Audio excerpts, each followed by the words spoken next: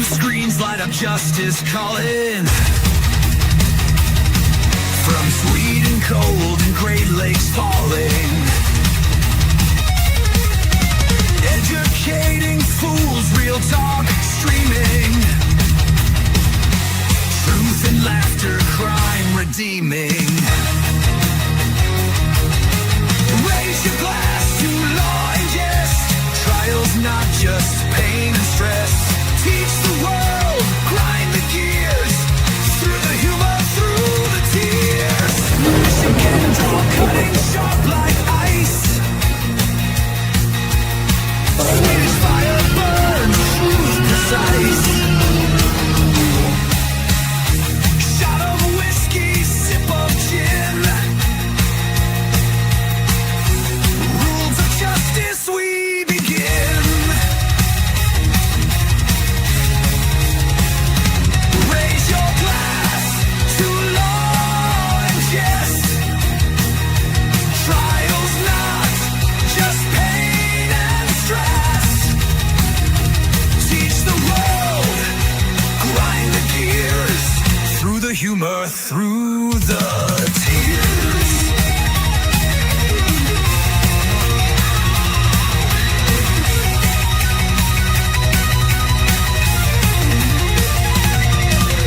Bang the gavel, crack the screen.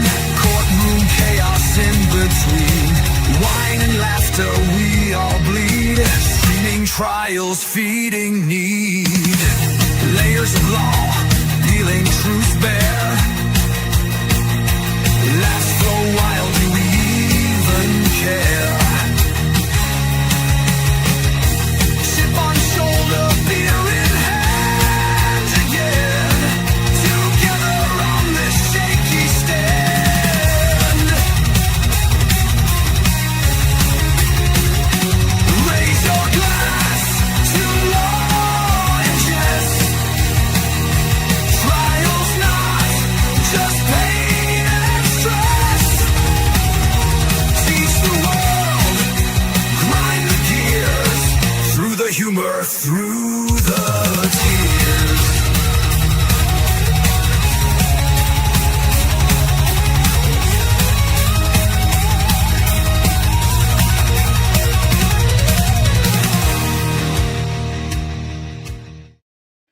All right. Oh, you and your cat. Yeah. Hello, here's me and my ginger pussy.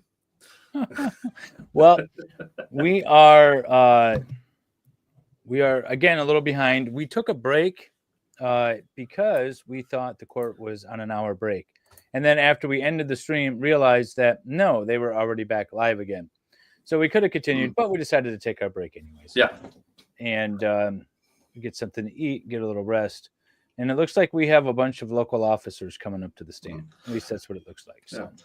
Hi, Sasha. No, it's my birthday week. It's not my birthday today. I will have my birthday stream on Friday.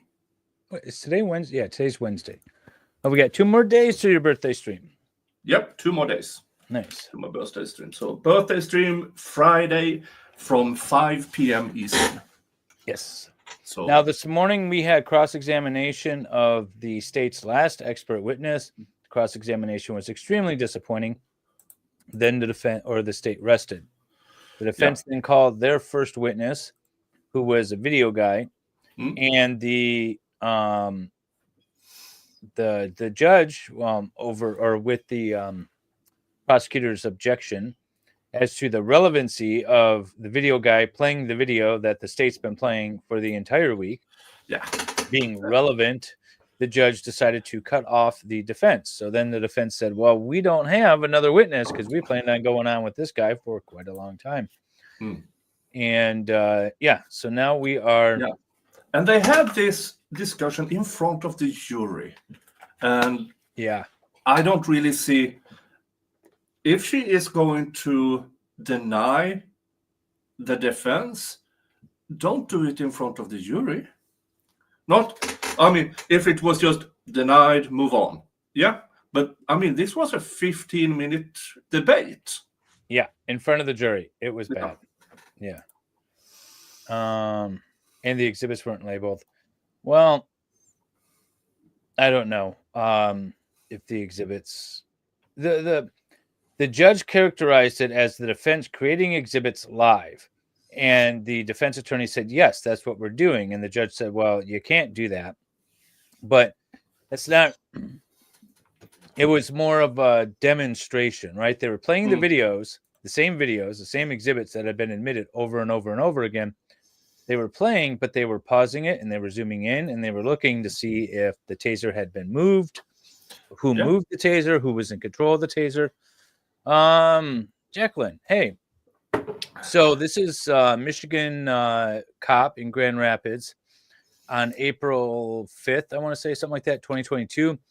He initiated a traffic stop. The guy fought with him, ran away from him, ran past his front bumper, which apparently is a thing that cops aren't supposed to chase people past their front bumper. Then tussle, if you will, with the gentleman, pulled out his taser to stun the guy.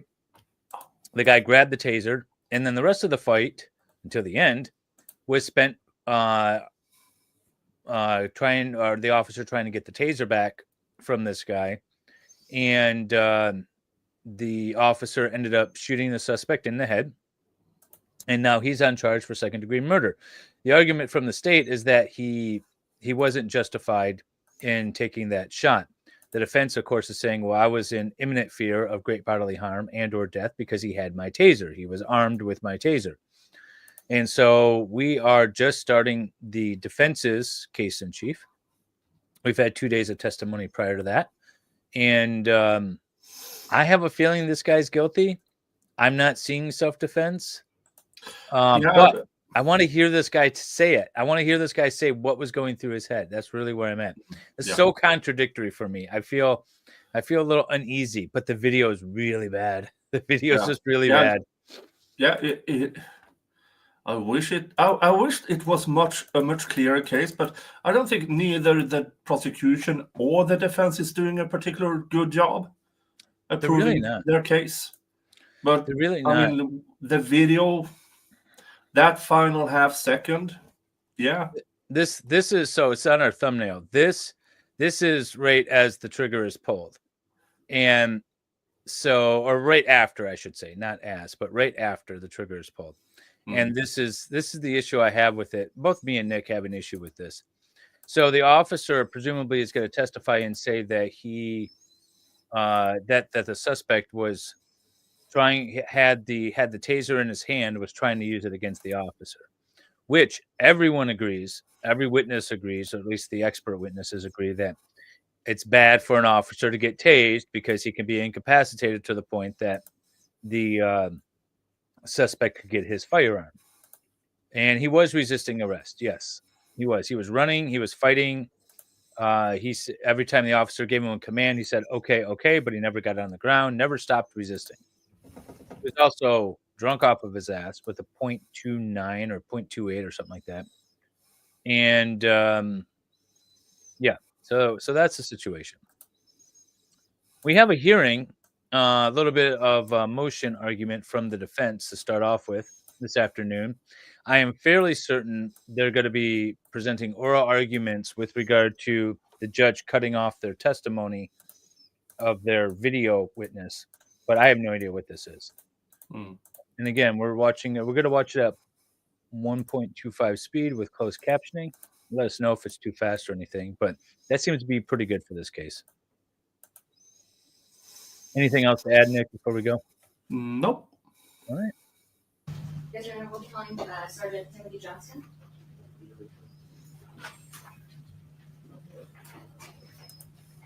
So I wasn't asking if you were in the calling witness just for sure sorry yet. So Okay.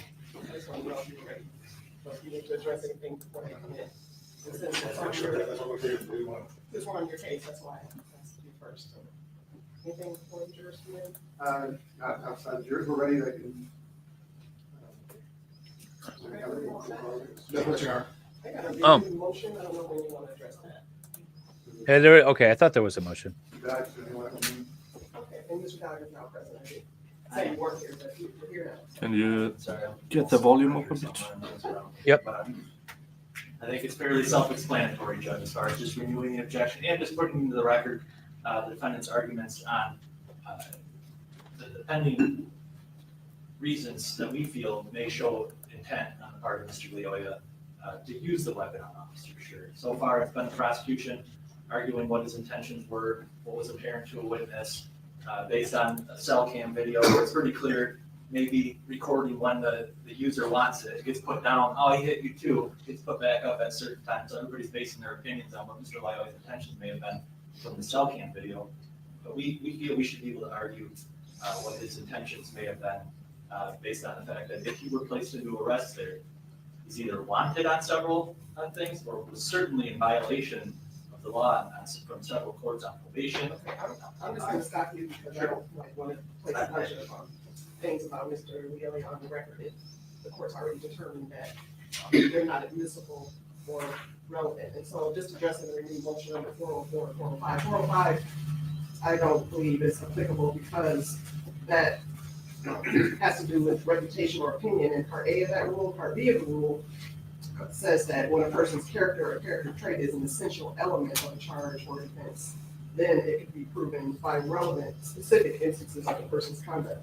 That's not what you're requesting, so that particular rule does not apply. As far as 404, I believe that perhaps maybe 404(2)B could apply because in that rule it states that in a homicide case, when self-defense is an issue, the defendant may offer evidence of the alleged victim's trait for aggression. However, in the motion that you listed, the only point out of the listed 9 separate issues, the only one that could potentially have to do with aggression is the first one, and then that is the arrest warrant that you mentioned before, which is not evidence. There's nothing proven, it's a warrant. So, like I said, when compared it to your client, it's as if saying your client has a particular trait for aggression because he's had a warrant for the second-degree murder charge, and that wouldn't be appropriate either. And so I also believe that any attempted explanation, even those that have already been put forth by different witnesses, any attempted explanation of what was going on in Mr. Lyoya's mind, it would be pure speculation on the part of any person. But we can speculate on what's going on in the defendant's mind. It's clear what isn't evidence is that he was clearly fighting with the officer. Why he was fighting, I don't know that that's relevant. He clearly is fighting. He was clearly drunk. That is evidence that has been placed on the record. He clearly didn't have a driver's license to present to the officer when he stopped him. He clearly didn't obey several commands. It doesn't matter why he didn't. It doesn't matter why. It doesn't matter why he was drunk. He was drunk. Those are the facts. You can clearly argue that he was intending and he was trying to do this. You can argue that just the same as the people can argue that he wasn't trying to. So because his character is not an essential element, this particular, again, trait for aggression, the only one that was doing is the arrest warrant that was pending, and there's no evidence that Mr. Lyoya was even aware of that warrant. So, but just to note, there are several other warrants for some of them for years. none of them have to do with aggression. There's prior convictions for domestic violence. So if the prosecution opened the door, he's a really good guy. At least usually when it's my client, if I call a witness and they say that, the prosecutor's following right up with Right, because that's prior the defendant. conviction. You're treating Mr. Lyoya as if he's the defendant. He isn't. Your client is the defendant. So the door can't be open on other parties involved. Not from what I've heard so far, for sure. So the prosecutor can argue that what they feel his intentions were. His intentions, opening statement, his intentions weren't to use the The taser. intentions were definitely to fight the officer. The intentions were definitely not to comply with his commands. I'm not sure to say, did he intend to use the taser? I don't know how you get that from what you're trying to report. That's what they said. They said his intentions weren't to use the taser. Okay, so But so, and I I'm was just saying it's fair argument that maybe they weren't, but maybe they were. No one knows because that's what it was in his head at the time. So to say, well, Yeah, just like the argument about him being drunk, there's no evidence to suggest that the officer knew he was drunk. The officer didn't know who he was because the plate didn't match the vehicle. So he had no information on who the driver was. So all of this stuff to me is irrelevant because it doesn't go to the circumstantial information that the officer knew at the time. I think the judge is right here. The only thing that the officer knew is that he wasn't compliant. Maybe he knew that he was drunk. Maybe he could smell it on him and the guy was slurring his words. Maybe he had a suspicion that he was drunk. But he didn't know about the warrants, right, Nick? I mean, I don't see how that would be relevant to this analysis. You're muted. That's okay. We'll keep moving on. Oh, yeah. Sorry, Jim. Yeah, I mean, the officer has to go by more or less worst case scenario. Yeah. Yeah, he does. I agree with the judge, though, on this one. In the context, you have to go with what the officer knew at the time. He knew at the time that he was pulling over a car where the driver immediately got out, refused to listen. When he told him to get back in, he didn't. When he asked him for his ID, he wasn't able to produce it. When he said, okay, I'm going to detain you, he pushed the officer away and ran. When the officer finally got hands on him at the, on the grass, he fought and resisted. When the officer pulls out the taser, he grabbed the taser and pulled it from the officer and kept his hands on that taser throughout the rest of the encounter. That's the stuff that's relevant, right? Yeah. Why did the officer run the plates in the first place? It doesn't matter.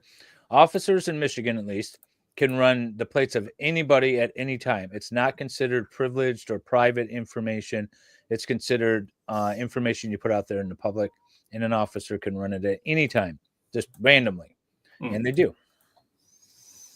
And they found that it was registered to like a red Ford Focus, and he's driving a silver Nissan. He's got this warrant, so he must have meant to use it. It doesn't jive. Well, a car full of unlawful contraband that would show multiple felonies. There is no front plate. There's no front plate in Michigan. Right, but say none of that existed.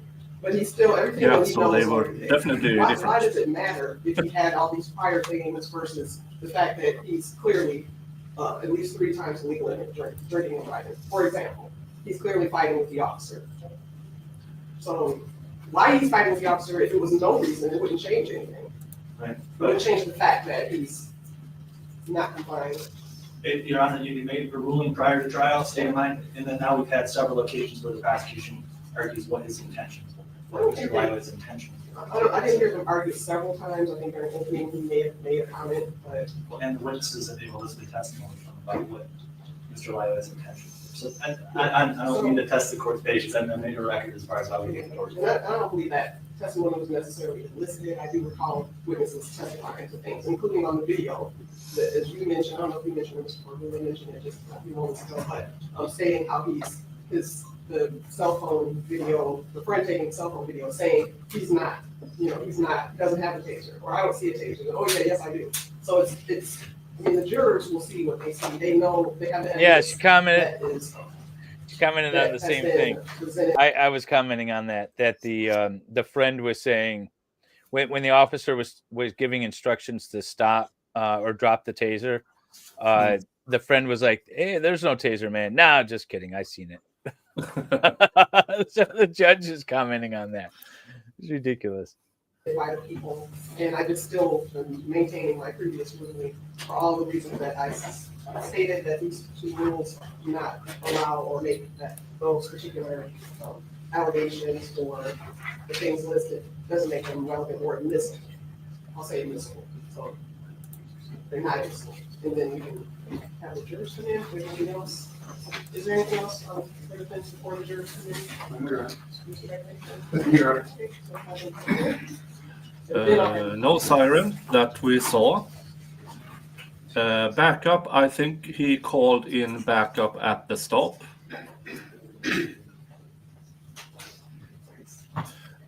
Yeah, there's a bit here that aren't procedure, I would assume. We really didn't have control of the situation, in my opinion. Because he stepped out of the car. The suspect stepped out of the car. He told the suspect to get back in the car. Suspect did not get back in the car. So, L4 and EE. yeah. Mr. Mayor.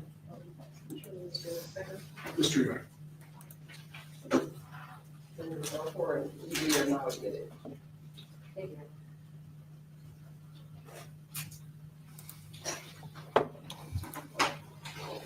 Thank you.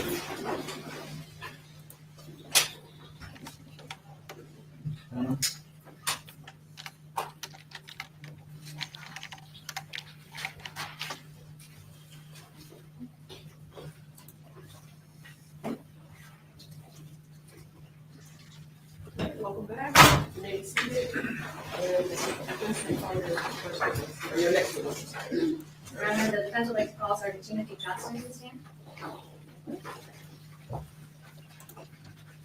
And sir, before you take your seat, if you please raise your right hand, my clerk will say that you solemnly swear that the testimony you're about to give in this matter will be the truth, the whole truth, and nothing but the truth, so help you God. I do. Thank you. You may be seated. Whenever you're ready. Good afternoon. Good afternoon. Could you please state and spell your full name for the record? My name is Timothy Johnston, TimothyJohnston. What is your current occupation? I'm currently retired. Have you had were you previously employed at GRPD? Yes, And that's Grand Rapids Police Department? that's correct. And since you left the Grand Rapids Police Department, have you had a haircut since then? No, I have not. And while you were employed there, what was your position? I started out as a patrol officer on night shift and worked for 28 years on the street as a patrol function, and the last several years as a supervisor on patrol. And can you briefly describe what your duties and responsibilities were around the time of April 4th of 2022? Yeah, that was a day I actually came in on overtime. They're short-staffed and were asking for volunteers to come in and work. And I was assigned to the East Service Area as a supervisor. Can you describe what the East Service Area is?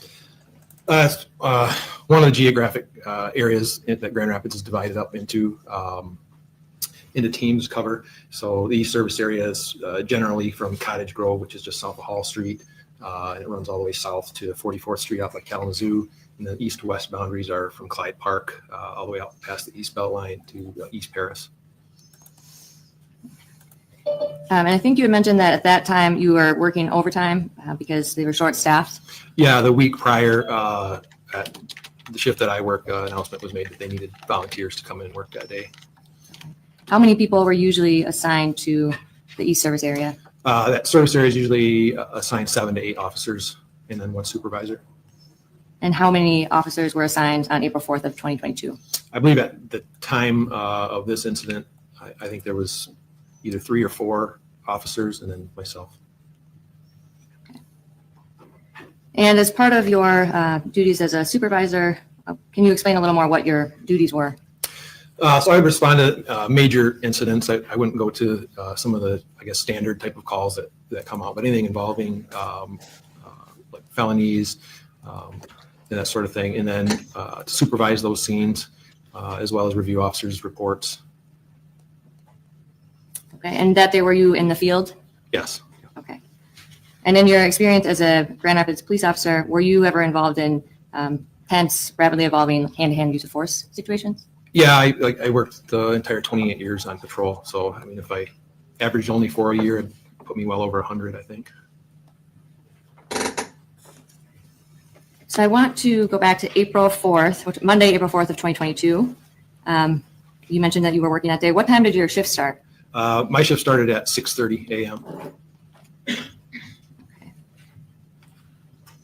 And before this incident occurred, which was between 8 and 8:15, where were you? I was at the parking lot of the Croc Center at Division in Alger. Approximately how far away is that from where the incident occurred? It's 8 city blocks for a mile. Yeah, right. About 3 miles, maybe 2-3 miles.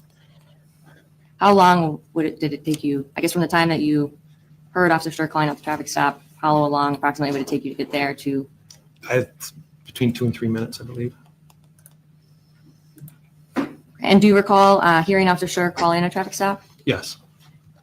And when you hear someone call out a traffic stop, what is the common practice at GRPD?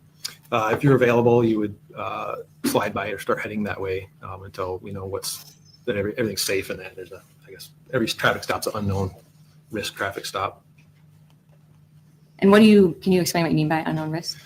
Sure. I was a field training officer for 24 years, and so we teach high risk stops and unknown risk stops. An unknown risk stop, any stop is a potential threat. You don't know who's in the vehicle. Even if it's for speeding or what may seem just to be a traffic violation, we still have tactics that we employ to keep ourselves safe until the conclusion of the stop. And so that you typically will have at least one person respond, even if help isn't explicitly requested? Yes.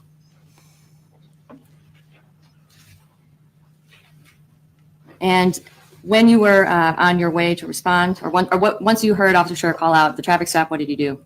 At the time, I was on a phone call from another officer, also was the supervisor of our mounted unit team. And I was on a phone call with another officer that had a scheduling issue with that. And so I was at the point, I think that Officer Schurr called out that he had somebody running. I ended that and responded code 1. And can you explain to the jury what code 1 is? That'll be activating all the emergency equipment on the vehicle, like sirens, exceeding the speed limit. And you mentioned you heard him say the second, or just say, "I've got one running." Is that Yes. correct? Okay. And did you hear Officer Schurr call out another command or request on the radio? I did hear him ask to send more cars. What did you interpret that to mean? I could hear in the radio transmission sounds of like a struggle, heavy breathing, the I guess tone or inflection in his voice. Can you describe what that tone was like? Labored and I guess an excited, elevated tone, desperation. And at that point, what did you do? I was already going in that code 1 response. I think that was, I don't know if I was halfway there yet or something like that. Just continued as fast as I could to get there. And do you know approximately how long after you heard Officer Schurr call out the initial traffic stop that you arrived on scene? I think it was, again, somewhere between 2 or 3 minutes. And that would have been potentially from when he called out the request from that he had one running? Yes. Okay.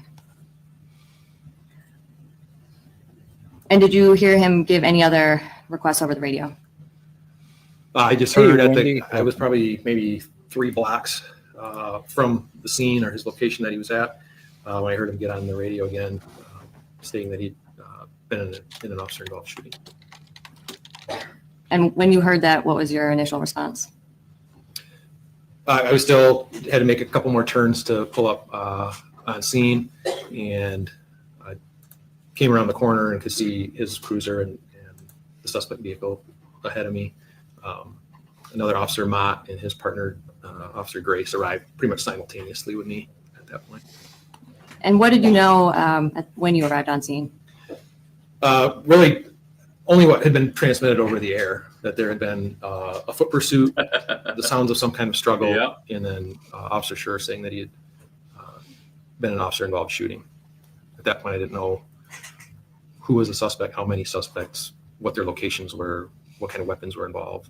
There's more unknowns than knowns. And what did that indicate to you? For me, as a supervisor, even line officer arriving first on scene, our priority is to secure the scene and make sure there are no more threats to officers or the public in any way, and then render aid. And when you arrived on scene, once you got out of your car, what did you observe? Again, I think either Officer Grace or Officer Mott kind of ran up at the same time that I did. Based on his testimony and his appearance, right? The side of the curb to my right as I was running up towards him. Looked like he was next to a tree or behind a tree. I still didn't know how many suspects there were.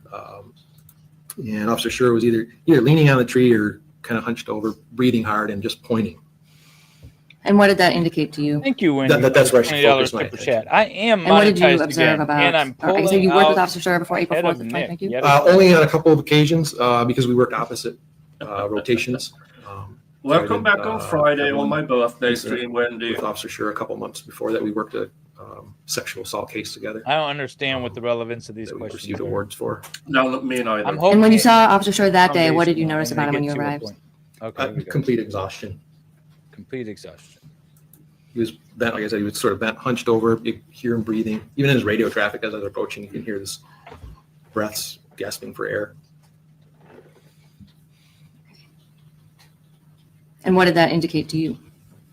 That he'd reached his physical limit. It reminded me of at the end of an Olympic sprint race or something. You see the athletes afterwards with their hands on their knees, breathing hard.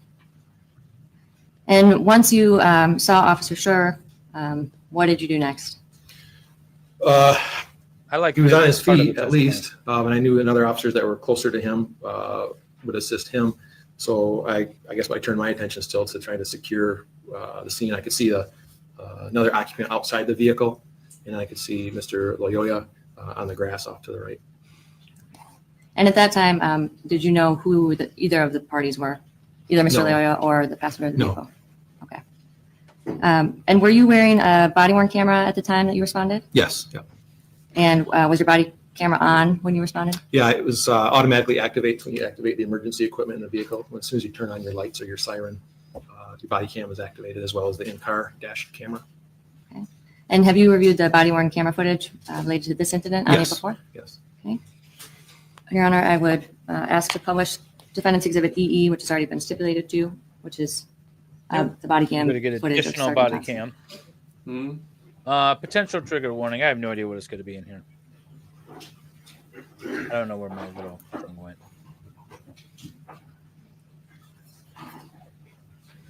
Could you turn that lights on, please? You might see Wendy face down on pavement. We're not sure yet. On your head. Turn around, face the car. Walk back towards us. Keep your hands on your head. Keep to the right. Keep to the right. Go to the right. The right. Now come back this way. Oh, so they're more or less showing now. This is how Keep coming the back to me, start Bernard. should have gone Keep coming back to me. Yeah. when they were arresting the passenger. Thank you. And for the record, this is at I don't. the This is 22nd mark of. my immediate reaction is, oh, this is how it was supposed to be done. Yeah. Yeah. So when you see the first Officer Schurr, the defendant, when he arrives and the guy immediately gets out of his car and he yells at him to get back in and he doesn't, instead of running straight up to the guy and get your hands on him, maybe tell him, put your hands on your head, turn around, walk backwards towards me, right? Hmm. But I still don't think what Officer Schurr did was unlawful. I think it probably violated policy. Yeah. Defendant's Exhibit EE. Sergeant Johnson, I noticed that you have your firearm drawn. Can you explain why? Again, with an officer-involved shooting that's just occurred, again, I do not know what kind of weapons may be involved, who is in possession of them, who all may be in the vehicle. So it's just for protect myself if someone was to draw a weapon. The same reason we order them hands on their head. We don't want them reaching around the waistband or pockets where weapons may be. So we have to keep the hands in view the whole time. Okay. And why were you ordering him to walk backwards towards you? We would bring him back in this position, puts us at a tactical advantage, and then we can secure that person and pat them down for a weapon, make sure they're unarmed before we proceed with securing the rest of the scene. I can't let that person just be wandering around or get behind me and potentially attack me. Like, again, I don't know where these threats might come from. A lot of unknowns. That's what the experts say. Can you play, please? 10 more steps. 10 more steps. Go. Okay, down your knees right there. Keep your hands up. Keep your hands on your head. Down your knees. Put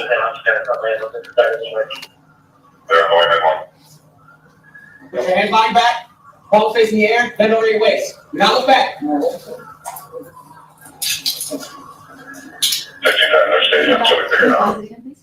So we're at 49 seconds of Exhibit EE.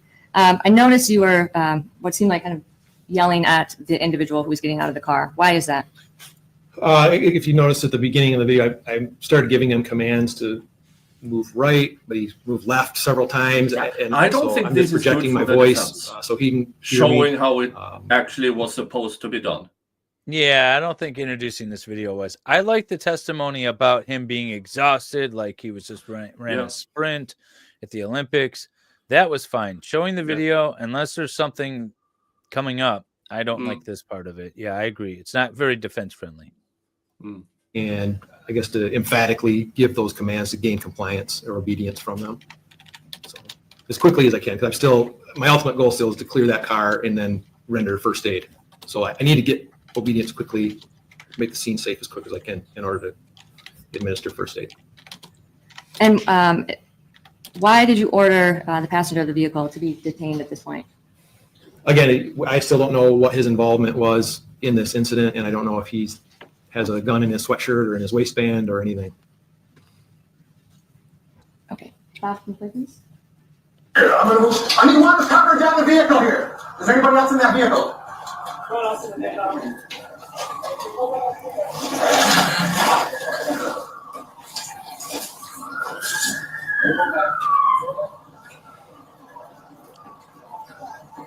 Okay, next car up. Anybody up to the car, make yourself known now! Yeah, we're gonna clear the car first. At this point, I'm waiting for more officers. That's why there's a pause here. There's no backup yet. I'm just waiting for another officer because we go up in either a 2 or 3 man team to clear a vehicle, but nobody's available. And why do you, I mean, when available, why do you typically want 2 or 3 people to clear a vehicle? So you can cover multiple sides of the car. There's also From the defense. So tell me exactly what my client concerns did even wrong. with surroundings Yeah. too. So there's people. Some are focused on the car, one side of the car, the other side. I mean, Other the people rebuttal from the prosecution I don't know should how many be people have fled from to this car. I show don't know if these there's two other potential videos suspects hiding between side these by houses side. or anything. Yeah. This is how it's supposed to be done. And that was. This stopped is at 1 why minute and this is 20 not seconds. self-defense. You know what? I wouldn't. Good luck, Nick. You guys with him, you go clear the car from driver's side. We're gonna keep working on him, yeah? Who's gonna be? You need. All right, you two go up and clear that car. I'll call you.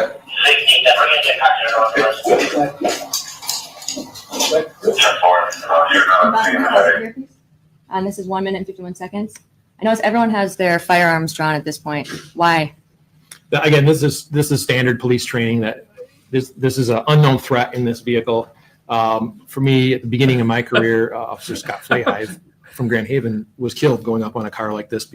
Well, I feel like they might be trying to with this lefty, but it's not going so well. No, all I get is more. This is great for the prosecution. Yeah, like Karen says here, this guy took his training seriously and acted accordingly, and the defendant did not.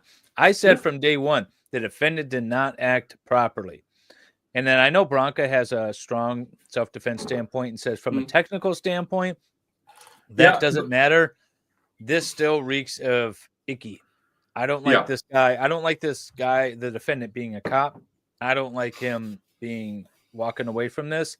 Is it maybe not second-degree murder? Is it maybe manslaughter? Maybe. But yeah, I mean, there's something there, but I mean, this is a much better prosecution's case than the prosecution had by this witness alone so far. Got a member chat from Wendy. Hey. And thank you. But never expected. That's exactly right. Yeah. Appreciated, never expected. That's perfect. Because somebody's hiding in the back seat. But Friday, it's kind of expected. We'll stop you. Yeah, Friday it's expected. Not today, right, Nick? Yeah. Wheel of Regrets will be up, and I might have a few new objects on the Wheel of Regrets. Nice. Behind that, called the C-pillar, that block between the rear window and the back seat, and you sort of use that as a shield for yourself to even look in that back seat, make sure there's not somebody crouched down in there before you move forward and look in and move forward up to the driver's side. I say fight them all and get rid of their immunity. Okay, you can play.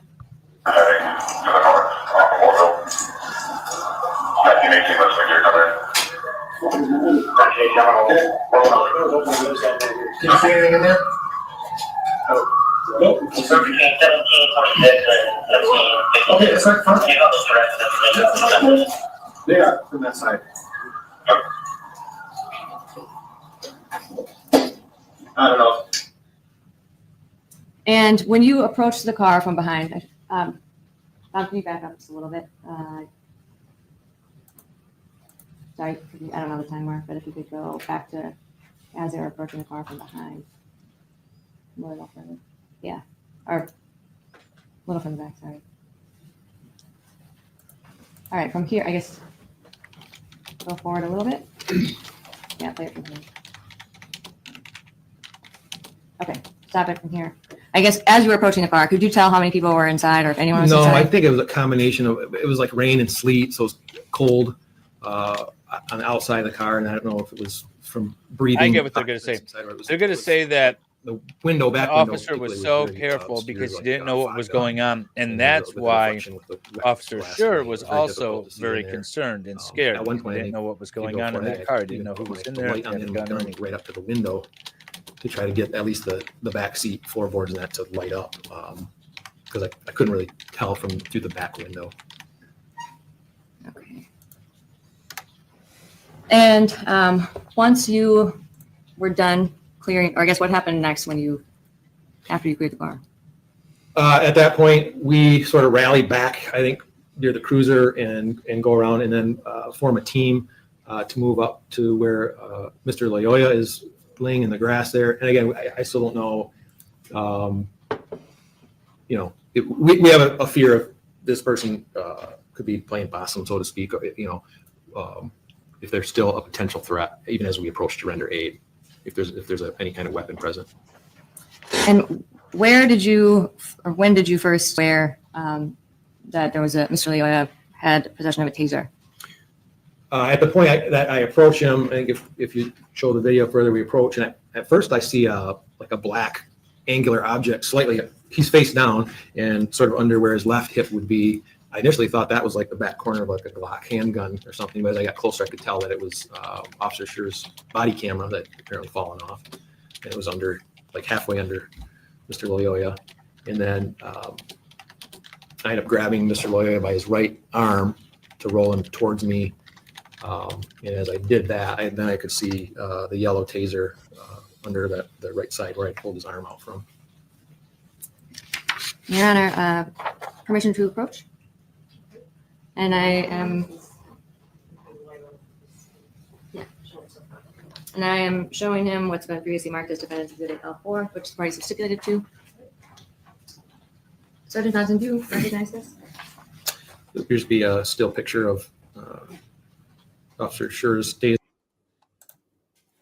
in the mud next to what I believe is Mr. Lyoya's hand. And you had just described that when you found the taser, it was under Mr. Lyoya's body. Yes. Was this photo taken after, I guess, to your knowledge, was this photo taken after you had already rolled him over? Yeah, when we originally came up to him, it was over top of it, so we didn't even see it until we rolled him over onto his back.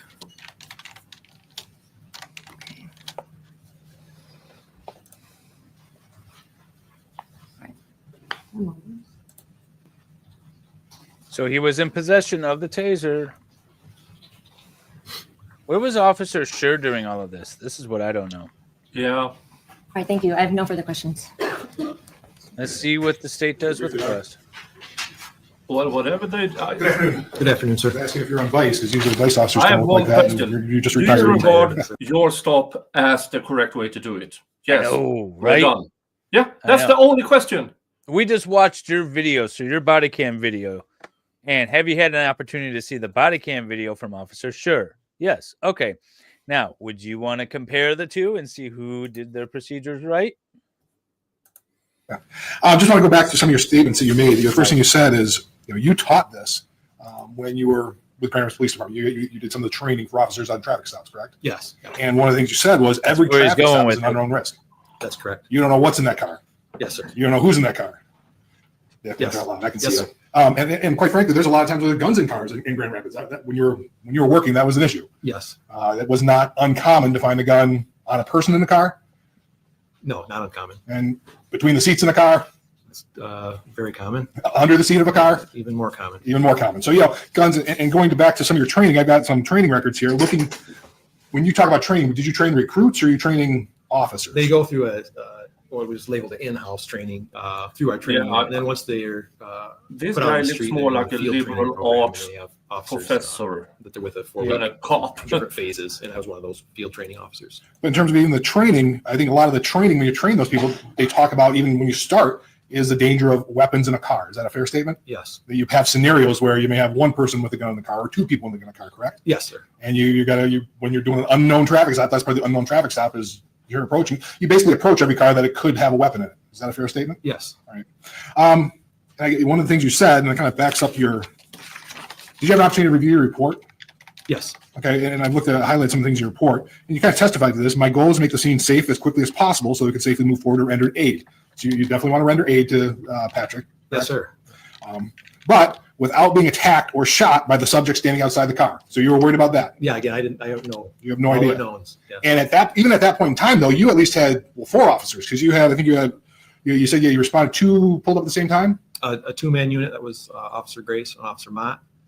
And then, The defendant, and then Officer Schurr was. and then yourself. Yes. So there's four officers, but you were still concerned, even with four officers at the scene, that you didn't know who was in that car. Correct. You know who, if Ame is his name, if the passenger was armed? Yeah, we still have two suspects. Sure. Mr. Lyoya, that's on the ground. So, and then Officer Schurr is obviously out of commission because he's so exhausted. I wouldn't even consider him a usable asset at that point. But there's at least 3 of you. Yes. So you clearly outnumber the passenger, Yes. but there still could be something in the car because you don't know. Correct, sir. And that's one of the things you said. And one of the problems was, even in your report, the rain and reflections on the car windows obscured my ability to see clearly inside the suspect vehicle. Yes. So that was an issue because it's a complete unknown in there. There could have been somebody else hiding. Yes, sir.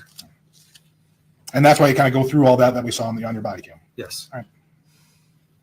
Thank you. I'm going to further. That's it. Yeah, short and concise. I mean, I think the defense accidentally just proved the state's case. And Sergeant Johnson, I just have one question for you. You were asked about the passenger, but you weren't worried about the threat with him anymore because he immediately complied with your commands, right? Once he's been secured, detained, and patted down, he obeyed the commands. commands. The side. But somebody's got to be keep custody of him. So that takes another officer out of, like available assets there, and I have to wait for more to respond to fill those positions. And at that time, there were multiple. How many officers were on scene? I don't even know because a lot of the activity was behind me. When do you Some just sirens found getting her closer. fifth husband? At some point, Yeah. Officer Leheiss and then Officer Sanders arrived. And those are the two that went up with me to clear the car. And when you chase individuals, is it also Wendy common has for been them out to be armed with smoking a lot, weapons? so now she's barely yes, holding her breath. Tackled several people that had guns on them. Thank you. I have no further questions. Just one follow-up. I just want to make sure you're clear. She said, her question, that one question was, you weren't concerned about the person standing outside the car. But your statement, you said, in your report, excuse me, the subject in the front yard without being attacked or shot by the subject standing outside the car. So when you initially showed up, there's a person standing outside the car, right? I don't understand what the discrepancy is. That was your question. I just want to make sure. Well, I think the point was that at what point was he no longer a threat? And that's why I explained not until he's secured. He's as a threat until he's secured and patted down. So that's what I'm saying. When you pull up and he's standing outside the car, He's a potential threat. Yeah.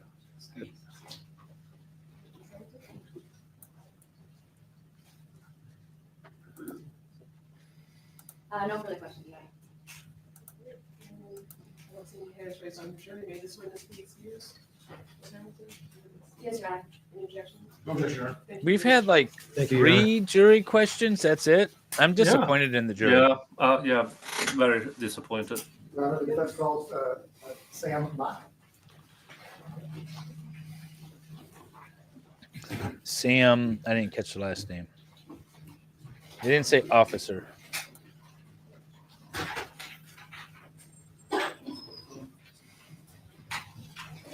Yeah, that look full tactical gear. That's an officer. Please raise your right hand. My clerk will swear. And another midget. Testimony you're about to give in this matter will be the truth, the whole truth, and nothing but the truth to help you God. Thank you. You may be seated. In that county, they should try to find bigger people. Good afternoon, Officer Mott. Good afternoon. Where do you work? Grand Rapids Police Department. How long do you work there? Approximately 4 years. Okay, and what's your title and describe your job duties? I'm a patrol officer on our day shift. Okay. And were you on duty on April 4th, 2022? Yes, sir. Okay. Did you receive a call to respond to a scene involving a shooting by a police officer, Christopher Schurr?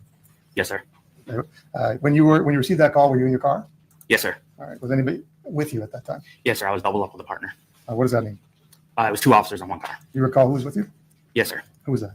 Officer Jordan Grace. Okay. Did you respond to the scene? Yes, sir. I'd like you to tell us what you saw as you arrived in your car. As I pulled up to the scene, Sergeant Tim Johnson was pulling up as well. We saw Chris standing a couple houses down in the block to our north. He was standing in the middle of the street, and we couldn't see anything else other than another vehicle with an individual standing on the passenger side of that vehicle. Okay. And you want to refer to Chris, you're talking about Officer Schurr? Yes, sir. Had you ever met Officer Schurr before? Yes, sir. Okay. Are you guys friends? How do you describe your relationship with him? We played basketball a couple of times when we weren't at work. Okay. So kind of just somebody you might hang out with playing basketball, but no deeper relationship than that? Correct. All right. Now you say you played basketball with him. Have you ever seen him exert himself? So the last witness that testified, the state's or the defense's second witness is the one who showed up first after the shooting. I think this might be the third guy or one of the third that showed up. 3 and 4. He's 3 and one of the 3 and 4 that. Oh, playing basketball? Yes, sir. Could you describe his level of physical fitness? He had excellent cardio. He was one of the few guys that would continue to run the entire time we were playing. Was he in better shape than you, or was he? Yes, sir. So all of our criticism Okay, so about as you his approach the scene, cardio- did you get out of your Damn it. cruiser? Yes, sir. You were wrong. And did you have an opportunity Hey, to welcome. engage with Officer Schurr? I did. Can you please describe what you saw as far as Officer Schurr's physical condition when you engaged with him? As I approached Officer Schurr, he was standing on the rear passenger side of a vehicle that was parked along the curb. Officer Schurr appeared to be out of breath, and he was having trouble making any comments towards us. He looked absolutely exhausted, kind of looking down towards the ground. At that point, I told Officer Schurr to go take a breather. Okay. Did you follow up with him at a later time? No, sir. Okay. You also mentioned that there was another individual at the scene that you were concerned about and other officers were engaging with. It was the passenger of that car? Yes, sir. All right. Did you have a chance to interact with that passenger? Yes, sir. Please tell us what you observed when you talked to the passenger of the car. I took possession of the passenger, placed him in cuffs. As I was walking him back to the car, he appeared very intoxicated. He smelled of alcohol and continuously asked me if his friend was okay. Okay. And you placed him in the back of a patrol car? Yes, sir. Did you obtain his phone for evidence? Yes, sir. And you preserved it for such? Yes, sir. I placed it in my home. Nothing further. No questions? We're just rolling through the witnesses. May this witness please speak into the public? You may, Your Honor. Your objection. Objection, Your Honor. Thank you very much. Thank you, Your Honor. Okie dokie. All right. Please may call your next witness. That was short. Short and sweet. I think they're getting a point across. He's in good shape. He was out of breath.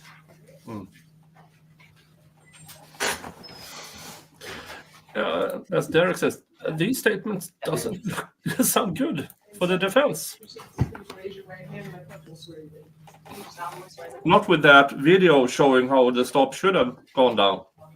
I mean, that was really bad. Thank you, Your Honor. Good afternoon, sir. Good afternoon. Sir, could you please state your name and spell it for the record? Nicholas Calati, spelled Calati. How are you employed, sir? Grand Rapids Police Department, And how long have you been employed with GRPD? 27 years. Okay. And, sir, I don't know if I were you spelled it right. on duty back on April 4th, 2022? Yes, sir. And assume you know the incident we're referring to on April 4th, I am. 2022. And if you could just tell me, what were your duties that day? prior to this incident? That day I was working as the patrol supervisor for the south end of the city. He was the one in charge, And- this officer. What do you recall as far as how you became involved in this situation here with Officer Schurr? That early morning, Officer Schurr called out a traffic stop. Shortly thereafter, he called out a foot pursuit, and that drew our attention and started going his way. Okay. Where do you recall where you were when you first heard the initial call out? Yeah, I was right around Franklin or MLK and Ionia, or 131 right there.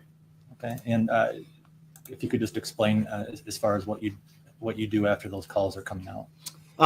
When those calls come out, we activate our lights and sirens because it's emergency response. And then as I'm going as a supervisor, I help coordinate a response from the other officers or any other needs that we have, be it medical or anything like that. Okay. And did you ultimately go to the scene here? I did. And what do you recall observing when you arrived? I did. When I arrived, I was hear not it. the first one there. Then I There were a was couple like, other officers that had arrived first. As I was approaching, we had coordinated what we needed, protected, and then see who we still had to make contact with, surroundings, like anything that could be dangerous for our officers, had to keep an eye on that, and coordinate a rescue effort. And was it your understanding when you arrived that it was a situation where a subject had disarmed a police officer of their weapon? Correct. And is that a fairly rare situation for It GRPD? is. So was it treated very seriously as far as very It was. carefully? Yes. Okay. Now, did you have the opportunity to view Christopher Schurr here? Yes, I made contact with him as soon as I got on scene. Had you known him before this? Yes. And if you can, explain what was his condition when you made contact with him? When I made contact with him, you could tell he was like worn out, tired.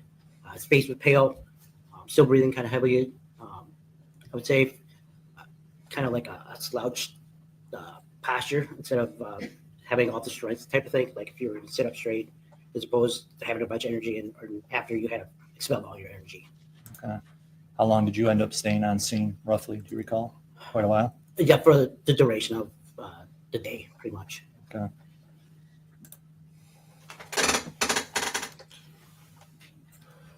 That's all I have. Thank you, sir.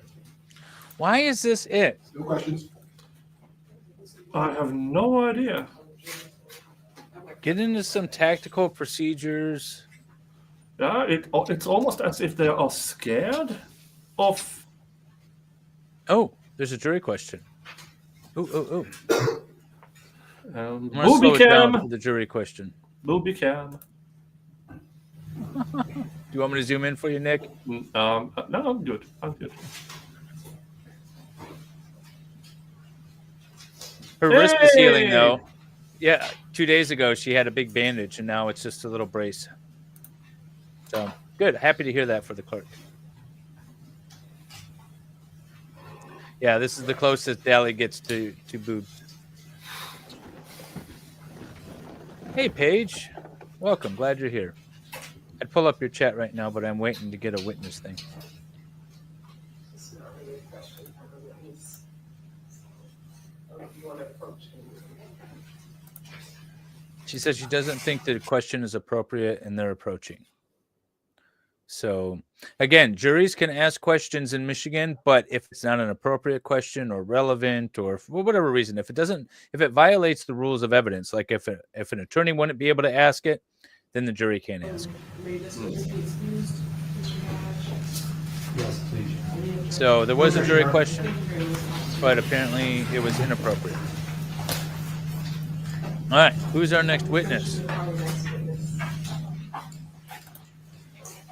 Your Honor, we'll be calling Captain David Seibert to the stand.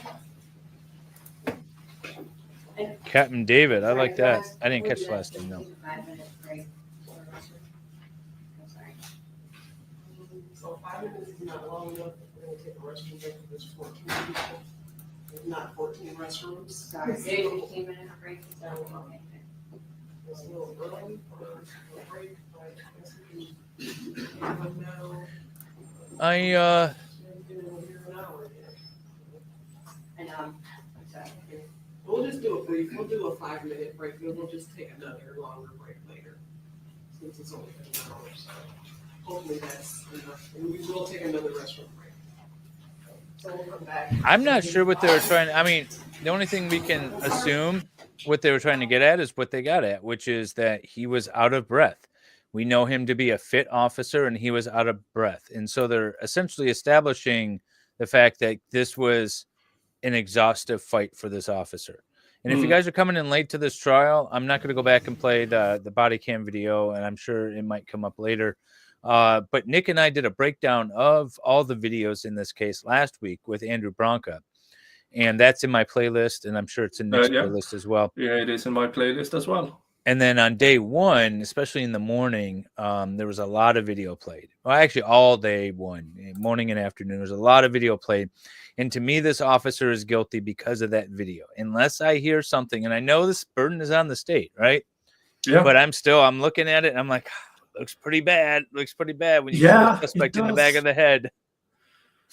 So I need to watch it so that I can have the opinion. Yeah.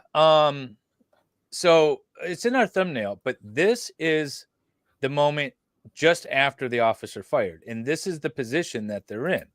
So yes, Lyoya, the suspect, the one that was shot and killed, is fighting with the officer. He does have the officer's taser. He took it from him. He's chased him all over the yard. Meaning the officer has chased Lyoya all over the yard, and the officer is extremely out of breath. They've been fighting for about 3.5 minutes. And this is when the shot's taken. It's just bad optics. It's just really bad optics. Yeah. For me. But that's just a still from the image or from the video. I didn't know if you want to say anything else, Nick. I should have. No, I'm good. Okay. All right. So this is going to be Captain David something. Okay, he's got his little feathers on. His bars. This is the guy I believe that testified very favorable for the defendant in the preliminary examination.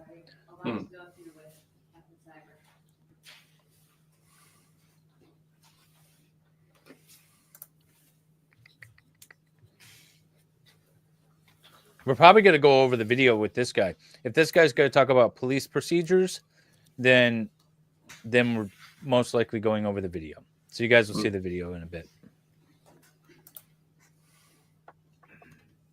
Yes, and then 9 p.m. on Saturday. Yes, thank you, Wendy. 9 p.m. on Saturday, I am having another Lego stream. Good afternoon. Can you please state and spell your name for the record? Yes, David Siver, D-A-V-I-D-S-I-V-E-R. And what is your... I got the current spelling right, occupation? Lefty. I'm a police captain with Grand Rapids Police Department. Yeah, Recovery Attic And is joining How long us. have you been a captain at the Grand Rapids Police Department? I've been a captain for approximately 3 years. A little over 3 years. I've been a police officer now for I'm going to speed it up 26 again. years. Sorry. Okay. And can you talk briefly about some of the different positions you've held at Grand Rapids Police Department? Yes. When I hired on started out as a patrolman, assigned to second shift patrol, also the midnight patrol shift. And then in 2004, I was selected for the special response team, our department's full-time tactical team. Spent 11 years in that team and then was promoted to sergeant in 2015. Worked nights and day shift patrol as a sergeant for a couple of years, then went back to the SWAT team. Nick, you want to take this question? How is this trial going? Not good for the defense because in my honest opinion, the defense is doing a better job proving the state's case. They really are. They really they're not doing good. Yeah, this is not good. 2017 as a sergeant, promoted to lieutenant. 2019 was the midnight, one of the midnight shifts shift commander, and then in February of 2022 was selected to take over the training unit until I don't know the highest rank. a couple years back. We had a little reorganization that became a captain's position where now I oversee the training and engagement division, which houses the training unit and the community engagement unit, kind of our hiring, recruiting arm and our training arm. And how long have you been involved with the training unit generally? As the commander for 3 years, a little over 3 years now, but I've been involved in training since roughly 2002 when I was selected as a defensive tactics or subject control instructor. And then 2004, emergency vehicle operations instructor through the state police. 2006 or 2007, I became a firearms instructor, Krav Maga instructor. Krav Maga. What is that? I'm sorry. Krav Maga is another form of defensive tactics, a system, if you will. And then 2013, I became a field training officer as well. Okay. And I'm sorry, and then also a taser instructor since 2005 or 6 as well. And a master taser instructor a couple years back that just lapsed. Have you received any, in addition to this, have you received any specialized training in law enforcement, defensive tactics, or other use of force? Yes, the certification courses are usually a week or two long. And then I also have attended the Force Science certification course. It's a week-long course. The executive management program through Northwestern's Policing Institute also.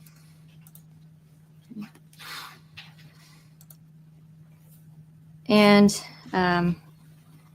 but prior to working with the Grand Rapids Police Department, did you work for any other agencies? Yes, I started my career in the city of Saginaw back last century, 1999. I got laid off. That's how I ended up here. Okay. And when you came to Grand Rapids, what are some of, I guess, why did you come to Grand Rapids? One, for the opportunity. Right, it's a much larger agency than city of Saginaw. A lot more growth and opportunity, job satisfaction. Those kind of Locally, things. they call it Sag and Nasty. And have you taught or trained Yeah, at this point, he has to take this down. tactics? I have since roughly 2002. I said it since the first video was out. I was like, this officer needs to take the stand. So that's all I got to say. In those various areas. We have regular mandatory training where it's in-service training, if you will. So those blocks of instruction rotate through the year. And I've assisted in those since 2002, 4, 5, 6 in that range. Also, during my tenure on the SWAT team, we trained pretty much every week, and I assisted instruction or teaching in those areas. I also assisted teaching at Grand Valley State Police Academy in the areas of subject control, use of force, other topics since 2004 to roughly 2015. And then I also taught a couple sessions at Kalamazoo Valley Community College, 2005, 2006, in those areas as well. Okay, and you mentioned subject control. Were there any other topics that you have taught? Yes, obviously firearms, I refer to it more of a critical skills area, so that component of communication, driving, use of firearms, subject control, just a broad spectrum of the job, if you will. And in addition to the certifications you spoke of, the force science and the Northwestern policing, have you completed any other advanced courses or certifications in regards to the use of force? Just the Master Taser program. And who is the, can you explain what the Master Taser program is? I'm sorry. Yes, I think you've heard from the Axon rep. Axon is a parent company that manufactures our body cameras, our tasers, a bunch of different devices and equipment. So the Master program is an intensive week-long program where they take you through the history of the taser weapon systems, from the invention of them, every model that's still currently manufactured. While some agencies, currently we have the Taser 10, some agencies still have the Taser 7s, some have the X26s. So they take you through the history, the nomenclature, and you're required to understand how to operate, diagnose, train, and all of those areas, along with some skill building exercises. And then you have a bunch of written and practical exams at the end. And the concept is you're a master instructor, you can then anywhere in the country go teach a Taser class for an agency and certify instructors for that respective agency.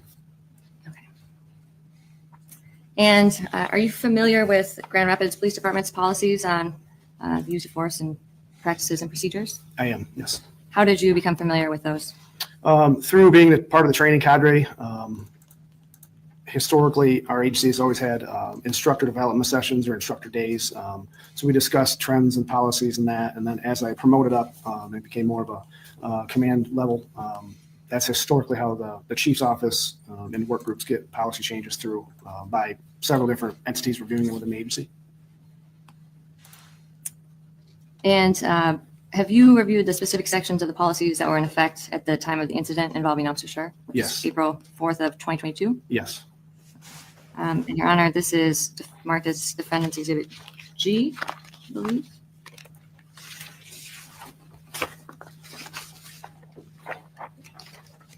Oh, sorry, Defendant's Exhibit E is the Grand Rapids Police Department policies.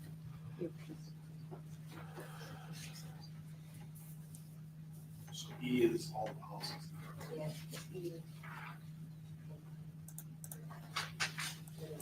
No objection, Your Honor. Apparently it's E 1 through 10 is what I'm understanding. Yes, Your Honor, and these are the Grand Rapids Police Department policies, and it's E1 through E10. It includes the use of force, firearms. Remember, the second expert witness, the final expert witness on the state side, testified that this was a witness that was testifying about standard police procedures throughout the nation, and said that the Grand Rapids police procedures complied with it or was consistent with it.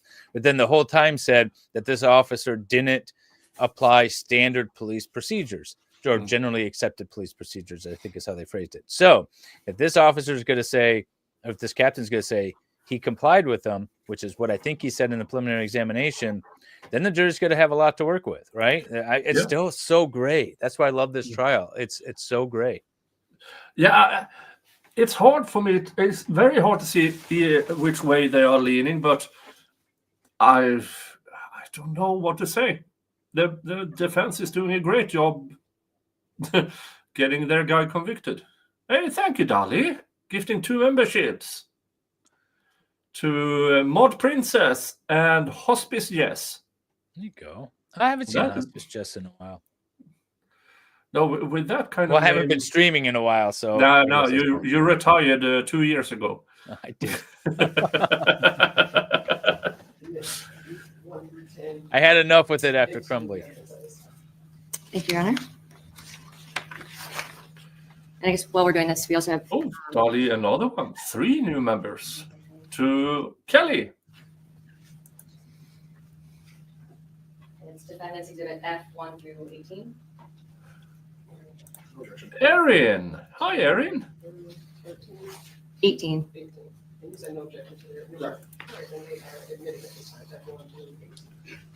Thank you, Your Honor. And Captain Cyber, how many times have you testified in court regarding GRPD matters? Over the course of my career, I would estimate probably in about 100 range, maybe. And in those cases, who are you usually testifying for? Many times for the city attorney's office here in GR, and then the county prosecutor's office as well. And at this point, have you had the opportunity to review the video footage from Officer Schurr's body camera and dash camera and the passenger cell phone video from the incident on April 4th? Yes. How many times would you say you've viewed those videos? Prior to this week, through the trial, probably 12 to 15 times. And do you feel familiar enough with the content of these videos to answer questions related to the training and policy topics involved in this incident? Yes, And have you reviewed the facts of this case? I have. And did you form any opinions regarding the use of force by Officer Schurr? I have. So he can't give opinion because he's not an expert. I was going to move to qualify him as an expert at this time. And that before he introduces his opinion. Yeah, I was not going to ask him before the if he ever given if he had formed opinion. one. But at this point, we would move to have Captain Cyber recognized as an expert in the Grand Rapids Police Department training policies and procedures. Just simply for Grand Rapids Police Department policies. So he will be considered an expert. Isn't he a bit biased if he's his direct supervisor? Yes. So he shall be. Oh, don't Well, you have he- that rule in? He definitely has a conflict of interest, right? Because Yeah. presumably there's civil suits here under a 1983 case. There would, Yeah. the department would be liable, and anything he says could be, well, I mean, it would. Yeah, there's a bias. There's not really a conflict. There's more of a bias. Like he has every incentive to testify favorably for this officer on those grounds. So, but that can be called into question. We'll see if on cross-examination they bring up a civil suit. You know, they could, in theory, do impeach this guy with. So Considered an expert in that. he's Thank you, he's Anna. being qualified as an And Captain expert Cyber, can you in tell us a Grand little bit Rapids about Police your role at GRPD regarding policy review and analysis? Yes. So like I explained a minute ago, as I promoted, especially since I took the lieutenant role in charge of the training unit and on my current captain position, yearly, roughly, we do policy reviews to keep up with national changes or court decisions that would affect our policies and procedures. We continually try to update our training materials, I guess, outlines every session, things like that. And are you familiar with the GRPD's policies on the use of force? Yes. And Your Honor, I do have, I would ask for permission to publish a demonstrative that has Exhibit E, which is the GRPD policies on that. How do you want to publish? I'm sorry. Defendant's Exhibit E, but I put sections of them just for purposes of trying to go through them. The ones that I just admitted? Yes. And yes, we may publish. Okay. All right. Okay, so can you tell us a little bit, I kind of want to walk you through and have you help explain to the jury what Grand Rapids Police Department policy is on the use of force. So I'm going to kind of have you talk to us about that a little more. Spreading the good news. So I am showing you what is part of Exhibit E1. Can you explain a little bit, can you explain what GRPD relies on for their use of force policy and what that is? Yes. The Supreme Court case, Graham versus Connor, is the basis, the framework for our policy, as you can see, the language in there. There you go, Reasonable amount of cameraman. force, reasonable threat of death or Oh six my violating God. number 3. The fleeing felon, that's Tennessee versus Gardner case, but yeah, that's the framework for our use of force policy. And how do you usually, I guess when you're talking about the Graham versus Connor, can you explain to the jury what you mean by that? Yes. So the term objective reasonableness, which you can see that's highlighted there, some of the factors or things to take into account. The phrase I don't know, totality of Derek. circumstances, meaning the factors of that incident, that time done there. So you can see A through G, the immediate threat, safety of others, officers, and B and C, resisting arrest or attempting to evade arrest by flight. D, The term again, a reasonable officer on the scene. So these are all factors kind of combined together as you work your way through the reasonableness of the force. I'm sorry, this is a separate page. Oh, sorry, Your Honor. This is policy 9-1.2, which is defendant's exhibit. It's still part of E1. It just doesn't. It's like number 6 on this page. Yes. And then the other one was different. Yeah. For the record, the first slide we discussed was the use of force, 9-1.1, which is exhibit E1, section 1, 2, and 3. Thank you. All right, and now we are talking about exhibit E1, 9-1.2, section 6. So you had talked a little bit about the objectively reasonable officer standard. How does this standard guide officers in how to make decisions in high stress situations? Well, mainly that kind of boils down to a similar trained officer in a similar circumstance or similar situation. Would they perform the same way or in a similar way? That's kind of the easiest way to boil that down. And the big factor is hindsight 2020 can't be used in evaluating that use of force, right? The comfort of your desk or your office or your couch as you're watching that video. Oh, Scott, I forgot about my emojis. You can't have the hindsight 2020. You got to be able to articulate or look into it in that time. Hi, Lefty. And when you say that, does that mean you have to? Can you explain more what that means? Like, who are you supposed to be evaluating? What perspective are you supposed to be evaluating it from? From the officer on the scene or a similar trained officer, right? Put yourself in that officer's position. You can kind of use a sports analogy, right? When we're yelling at the TV on a football game or a basketball with the Pistons last night, put yourself in that position. That 3-point shot. The camera guy really thinks he is shooting Michael Mann movie. Safety of wherever. You've got to put yourself in that position. So exhaustion, you're tired, you don't know all these factors, the totality of the circumstances. It's an extensive list of things. You've got to be able to recreate that and put yourself in that situation or a similar trained officer as you're judging or evaluating that use of force.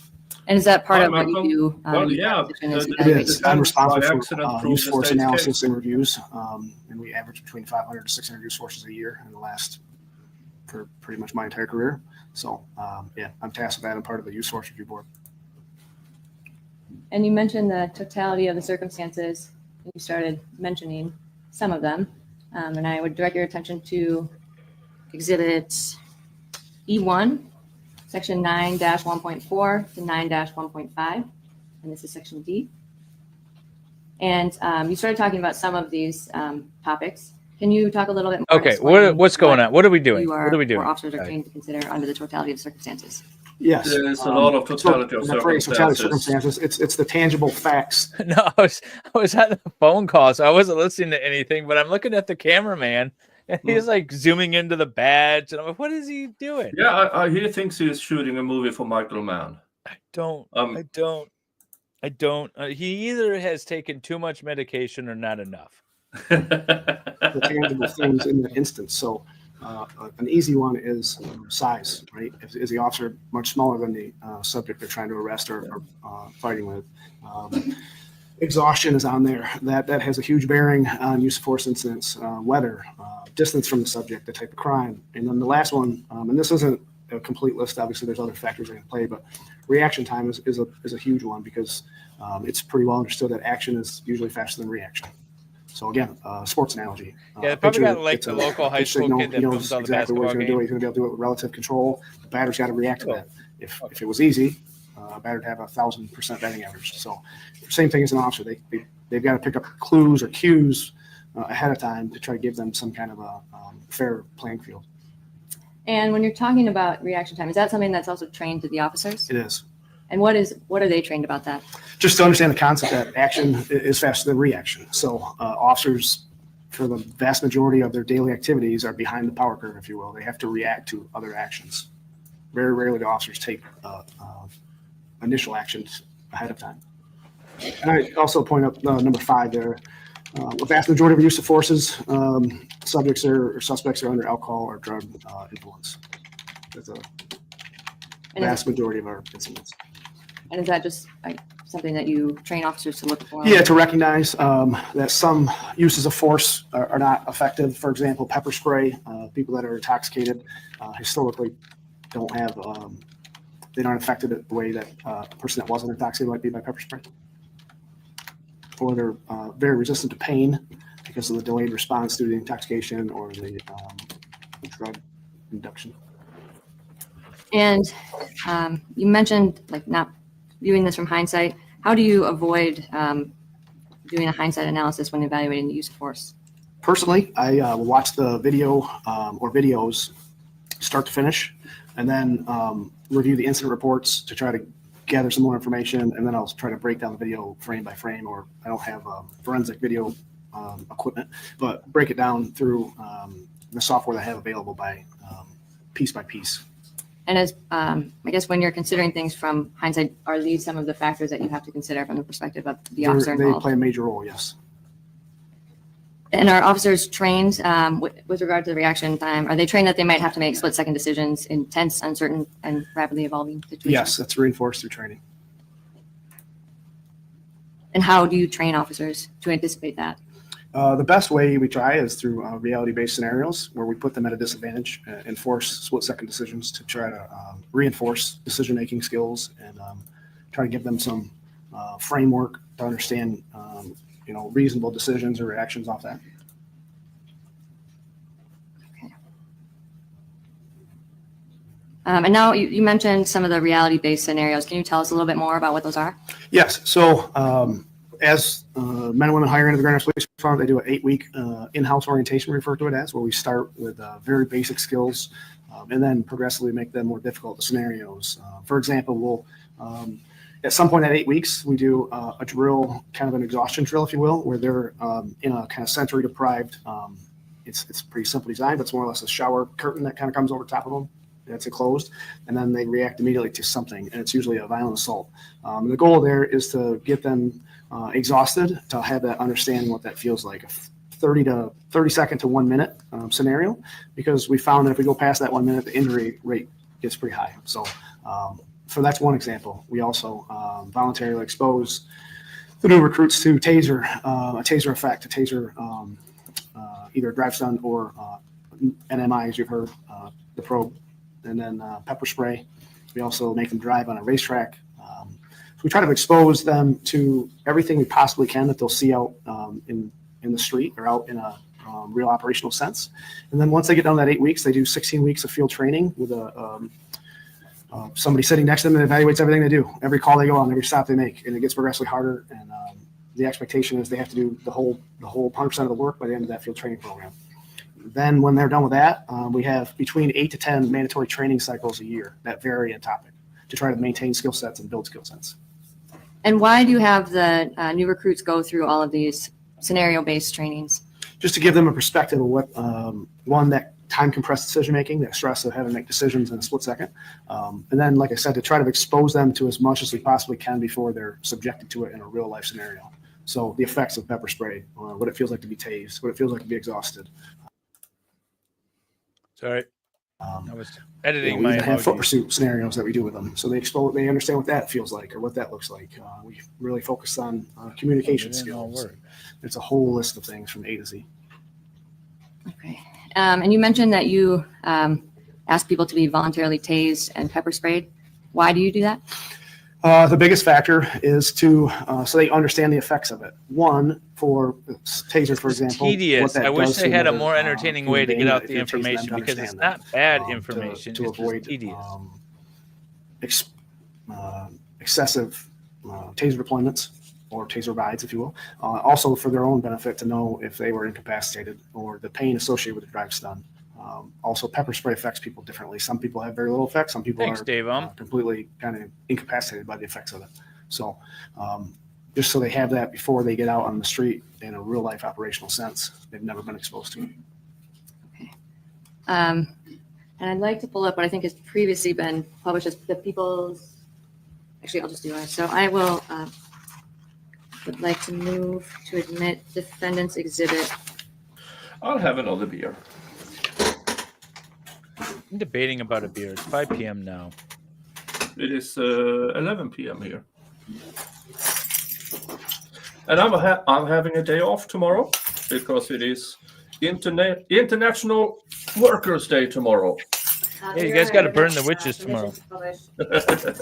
J and K, which are the videos of Officer Schurr being tased. Bob, can you pull up Exhibit K, please. Or sorry, J. Oh, I gotta fix my little emoji. Sorry, can you pull up Exhibit K? Is that what you call it? Aaron. No. That's my pet name for it. Aaron, since you're in and out, it looks like guilt to me, Aaron. So I don't know if you're still here, but it looks like it's going to be guilt. And then we'll see if the officer testifies. This is defendant's exhibit. Are we invited to Branca tomorrow morning as well to talk about it? Check with him, because he might have a difference of opinion. That could be an interesting discussion before his stream starts. It could be. I might have some work, but I'll reach out to him. Okay. I wanted to play this. Oh, never mind. Oh, this again.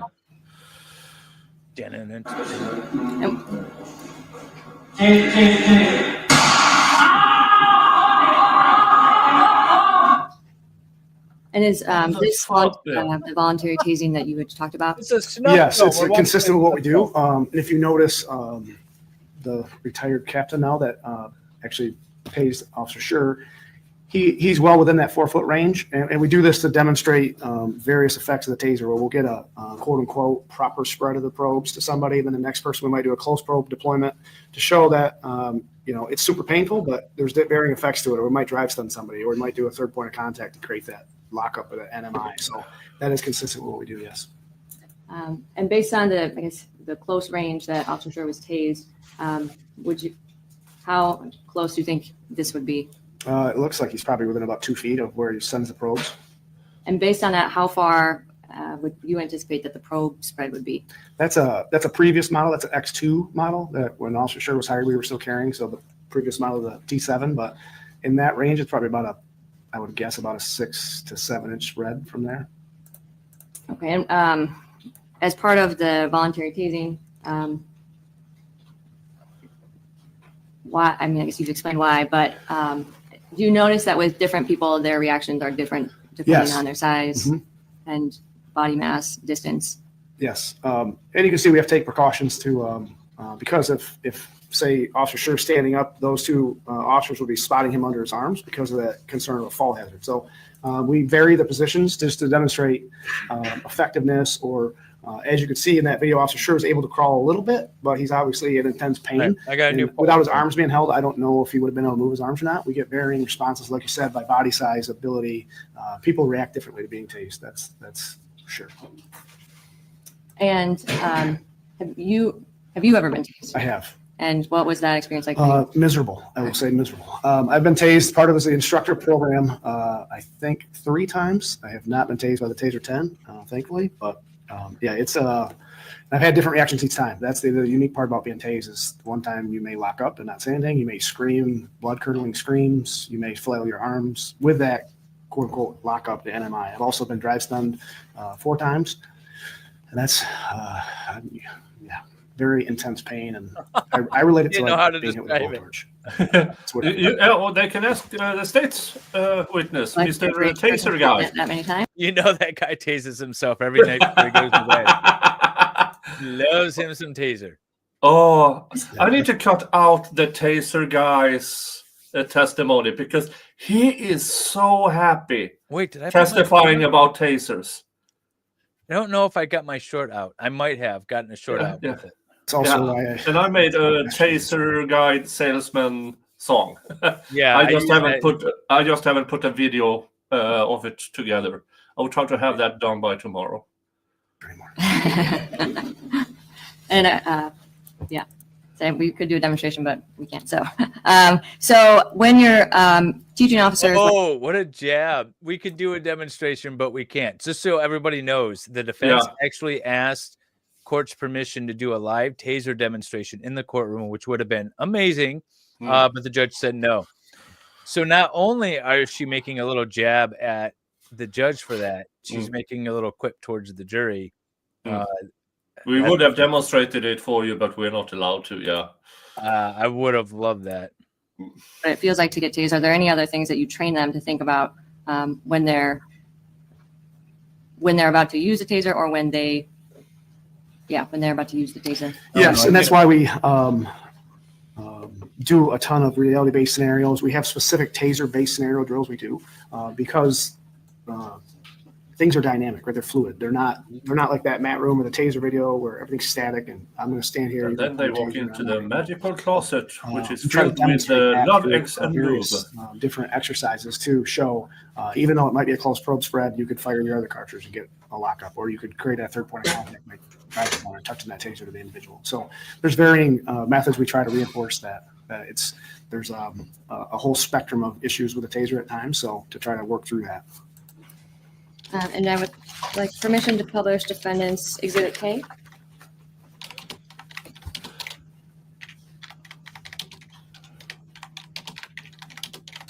J. So it's J. Yeah, sorry. Defendant's Exhibit J.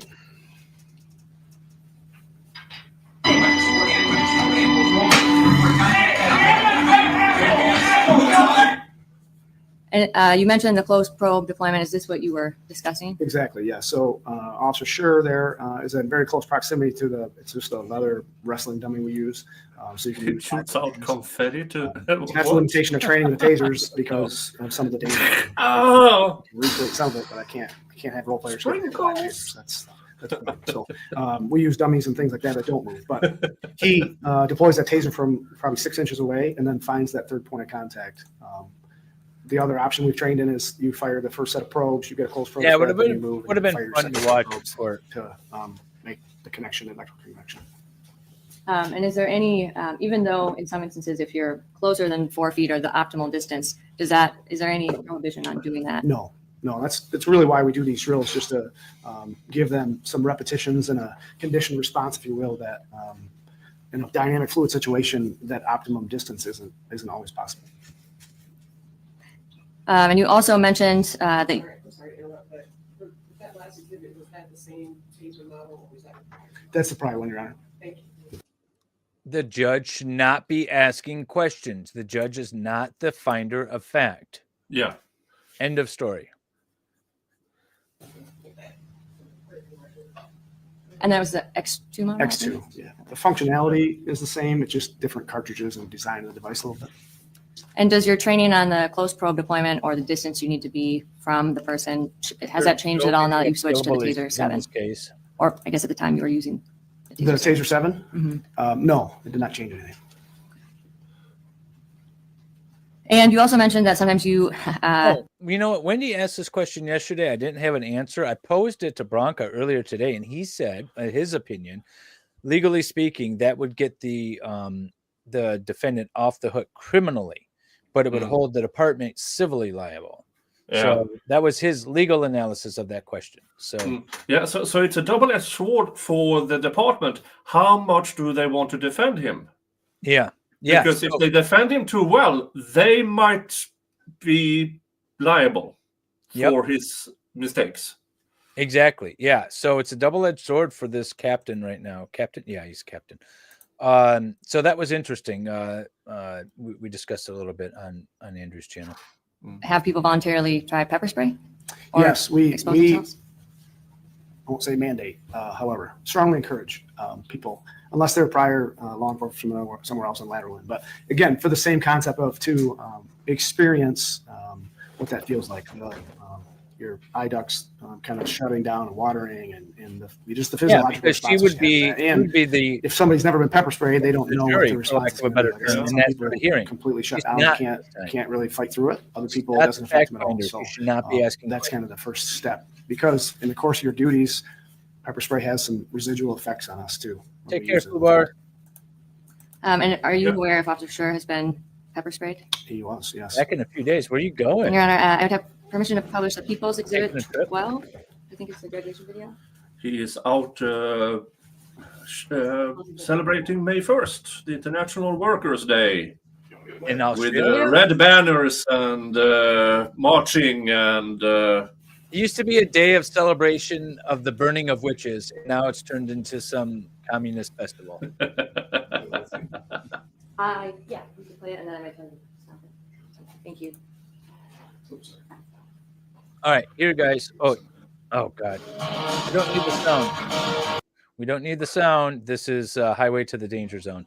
Yeah, we don't need a copyright claim. Yeah. I did put it in my short though. I posted yesterday, and I did post your the video from the taser guy just now, the short. So if you guys want to see that on my channel, it's like 30 seconds of us dancing to the song on the live stream from yesterday. He is so happy. He loves talking about tasers. Yeah. So what they're showing here is the graduation video that was put together. Yeah, for the record, this is the People's Exhibit 12 at the 53-second mark. And you, haven't already noticed? Can you explain? Do you know why Yes. Officer Schurr looks like his eyes? Yes. So typically, when we expose our newer officers to pepper spray, we're out at our outdoor range. Then it prevents our instructors from getting the feedback as well. So we'll spray one side of their face, have them close one eye, and spray one side they elect to uncover. And then we give them a little bit of physical training type, some jumping jacks, push-ups to get the breathing up, because some guys will hold their breath, or some folks hold their breath, try to gain it. And then we make them perform some simple strikes, kicks, punches, those kind of things on the training dummies, just to demonstrate to fight through the effects. And like I said, some of our folks really can't. Some people, like you see, Officer Schurr is doing his best to get through that, and he's got some involuntary closure of his other eye.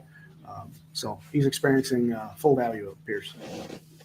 And when you, I guess, expose them, depending on their reaction, are officers required to use OC spray if they have a bad reaction to it? In the field, you mean? Or yeah. No, they're not required.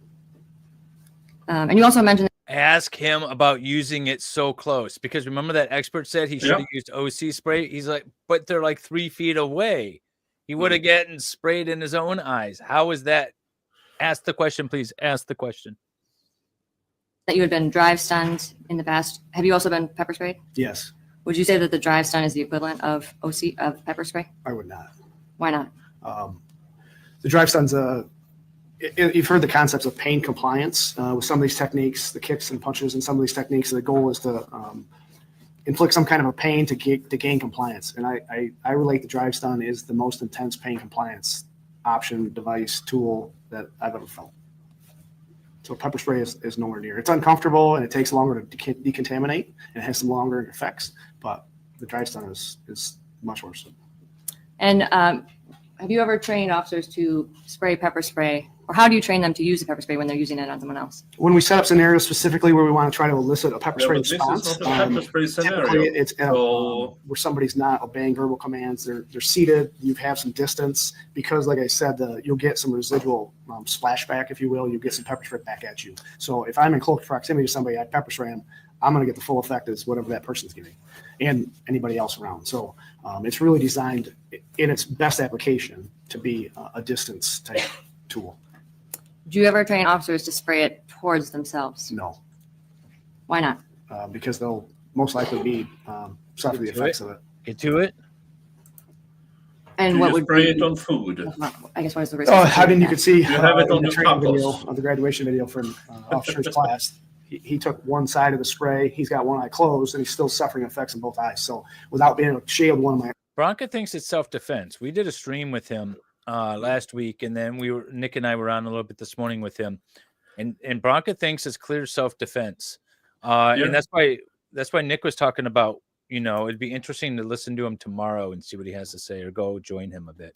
Yeah.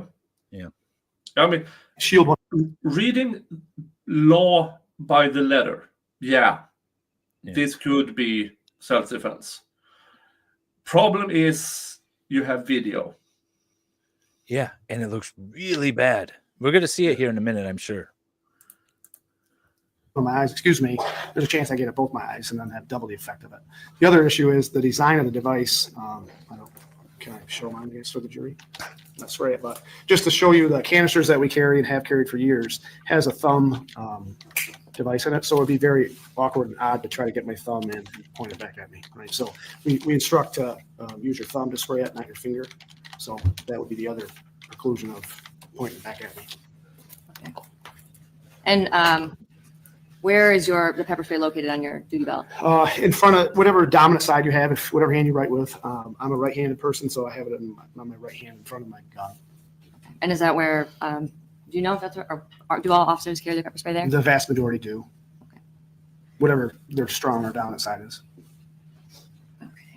And are there any issues with trying to use the pepper spray if you're at the optimal distance? Is it effective on everyone? No. I think I mentioned earlier, historically, people that are intoxicated or under the influence of narcotics, a lot of mental health type crisis, people that are affected by that, it has very little effect or no effect. There's also some outside kind of norm folks that just don't have any effect to it, whether they're Take care, stolen or Aaron. not. And in your experience, does it typically work to on certain people who may be intoxicated? With limited success in my operational use, I guess.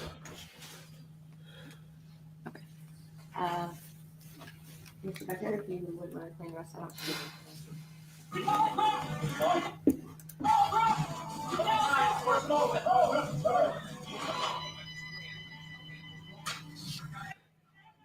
I just want to turn this down just in case the song gets picked up by the YouTube gods and they play Radioactive. And then if you could switch it back to Mr. McFarland's computer.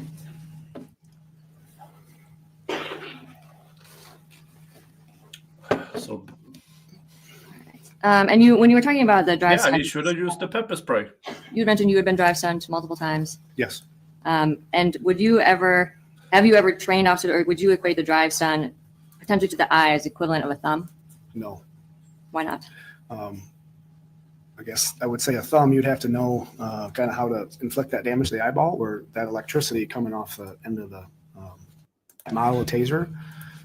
Again, like I said, I relate it from my experience of being drive stunned 4 times like a blowtorch. So I don't personally want to have anything in my eyeball. I would think it's going to cause a lot more damage, but I'm not a doctor. So.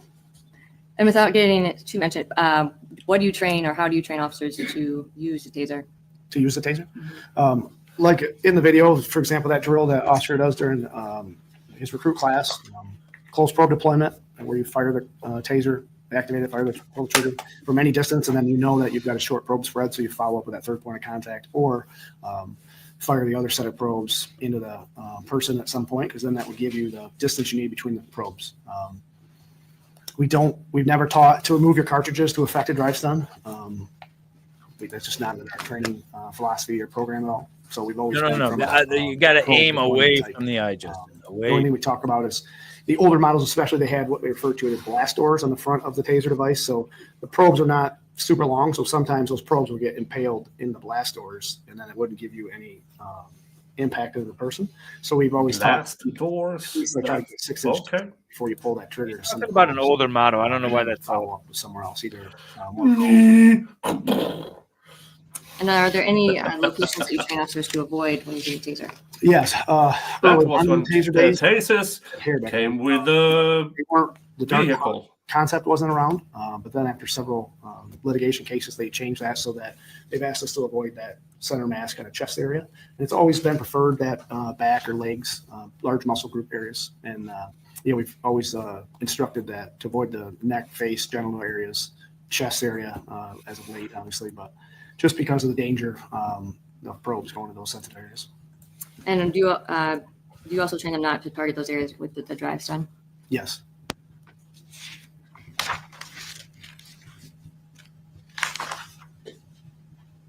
And regarding how you train, kind of going back now to some of the use of force training and some of the policies, what standards in Michigan govern how police officers use force?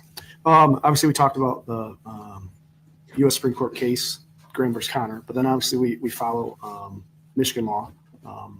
This works. Sixth Circuit Court of Appeals, any of their case law or decisions that come out. When you say Sixth Circuit case law, are you referring to the Sixth Circuit Court of Appeals? That Yes, includes sorry, Michigan, yes. Ohio. Yes, Tennessee, Michigan, Ohio, Tennessee, Kentucky. Yes, so throughout the year, their cases come down. We have legal reviews or legal updates. You know that was the Sixth Circuit? And as cases come down, we try to glean information to if it has No, opposite states. back in our day to day. He just named the states under the Sixth Circuit. Yeah, that's the Sixth Circuit, the Federal Court of Appeals. Yeah. So each justice, there's like 9 circuits, and each justice gets a circuit.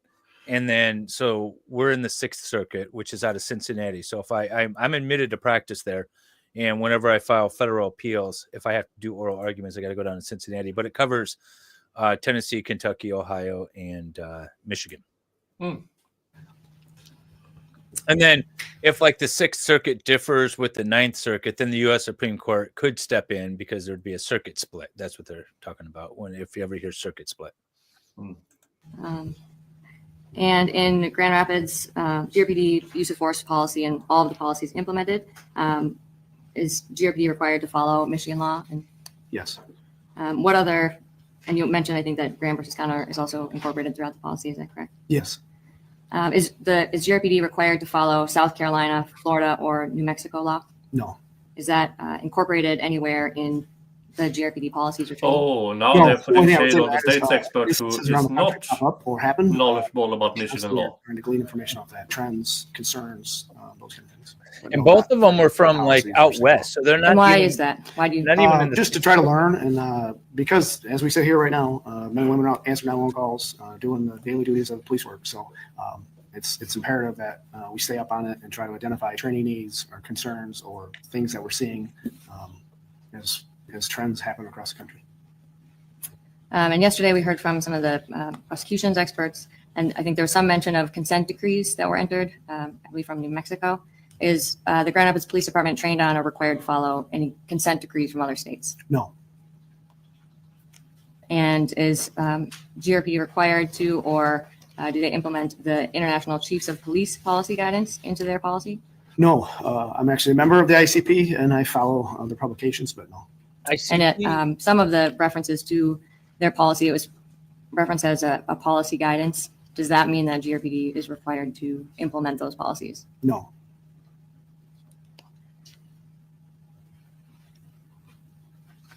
And you were here yesterday, and I believe, did you hear the testimony by Professor Stoughton and Mr. Bloomfield? I did. And did you hear them talking about this officer-created jeopardy theory? Yes. And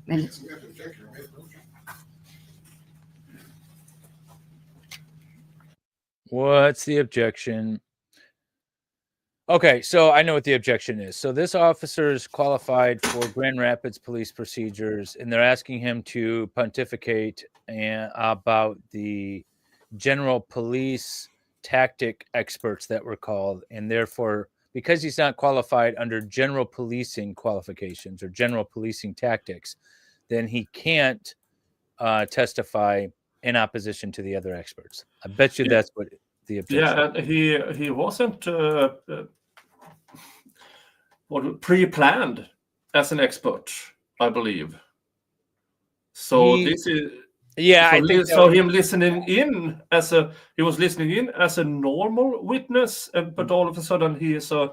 No, if he was listening in, then it was intended that he was going to be called as an expert witness. Yeah. The problem is that he's qualified as an expert only with regard to Grand Rapids police tactics, not general police tactics, right? So that's probably the objection, and the judge will probably side with the state because that's what the judge has been doing. We can speed up a touch here. Oh, I have no sound. Turn the sound on. Oh my God, what is this cameraman doing? He's insane. They should drug test the camera. I don't think I'm going to go there tomorrow. Yeah, I don't. Yeah, I mean, if it is closing arguments, you want to be streaming. Yeah. I was originally going to go there because it's only an hour and a half away, Yeah. but I'm not going to. It seems like this is the defense final witness. It should Final be weird witness? if unless the defendant. I need to hear from the defendant. If I'm sitting in on that defense team, I'm like, this guy needs to testify. Unless there's something that they know that I don't know. Yeah. But my understanding is this guy has a very clean record. He's been given awards for foot chases, and there's nothing in his path. So given that, unless they ran him through some mock testimony and he came off really bad, I feel like he needs to testify. So it sounds like defense is withdrawing the last question. So But then again, I mean, cop awards are, I mean, they awarded the more or less everybody involved in the Delphi trial. Yeah, I know. Cop awards are BS. But that being said, I still think if he's got a clean record, if they don't have any, if there's no complaints, if he hasn't been disciplined, that's what I'm talking about. Yeah. Like if he doesn't have any of that, then there's no past that could be brought up. Yeah. Aaron Hack, I'm a member again. Yes, you are. I withdraw my last question. Based on some of the generally accepted police practice that you heard Professor Stoughton and Mr. Bloomfield testify about yesterday, are those all consistent with what GRPD trains our officers to do? Could you rephrase that? Sorry. It seems like a broad, in what? Police practice, I guess. During the testimony from Professor Stoughton and Mr. Bloomfield, there were some tactical suggestions that they talked about regarding foot chases. Is that consistent with how Grand Rapids trains their police officers on solo foot pursuits if there is another occupant in the vehicle? Is there anything that prevents or prohibits that at GRPD? No. How are officers trained to handle solo foot pursuits?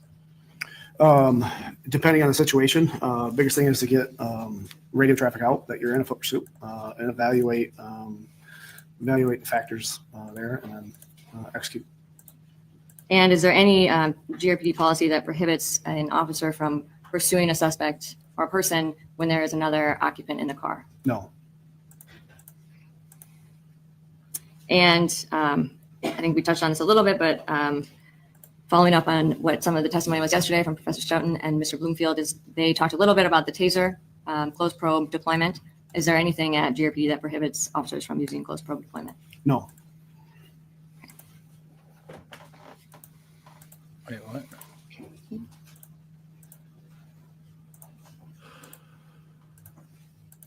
And a lot of and-ums. Yeah. Sorry, 1 second. Could you explain to the jury how GRPD officers are trained to assess actions by arrestees? Yes. One of the first things we try to reinforce with newer officers is visual cues. Obviously, watching hands, waistline area. It's a well-known fact that if he refuses to obey direct commands, do you walk up to him? Watching hands, if they're trying to access a weapon or a firearm as you're approaching them, that's some of the biggest concerns. Watching for some nonverbal cues, if they refuse to look at you, if they're kind of looking for an avenue to escape.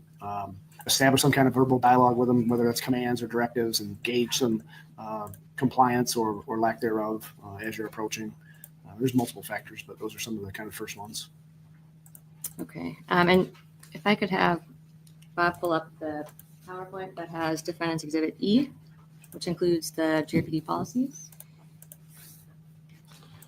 And now we get to policies. Thank you. I still say if the prosecution is going to rebut this, all they need to do is play the video side by side. 9-1.3 to 9-1.4, Section 2. Yeah. Are these some of the available responses that you were discussing? Yes. Okay. And you talked a little bit about some of the responses available and some things that you train officers to look for. And what is the officer's, when can an officer use these types of responses? Well, the first one, A, their officer presence, verbal direction, that's pretty much immediate. When you arrive on scene, you effect a stop, you make a contact, like I am here, full uniform, clearly marked as a police officer. And then establishing some kind of verbal direction, right? Stop, hey, come over here, get back in the car, get out of the car. Those are simple verbal directions. So that's the first step. And that kind of gives you an idea as you're visually kind of identifying and gauging compliance off that verbal direction. And then just working on that list, I refer to it as physical controls, where you're actually grabbing or trying to establish some kind of physical control where you're grabbing onto them. That would be, under B there, soft, empty hand. And then it progresses down from there. And this is a continuation of that. So this is Defense Exhibit E1 9-1.4. Can you talk through some of the available options?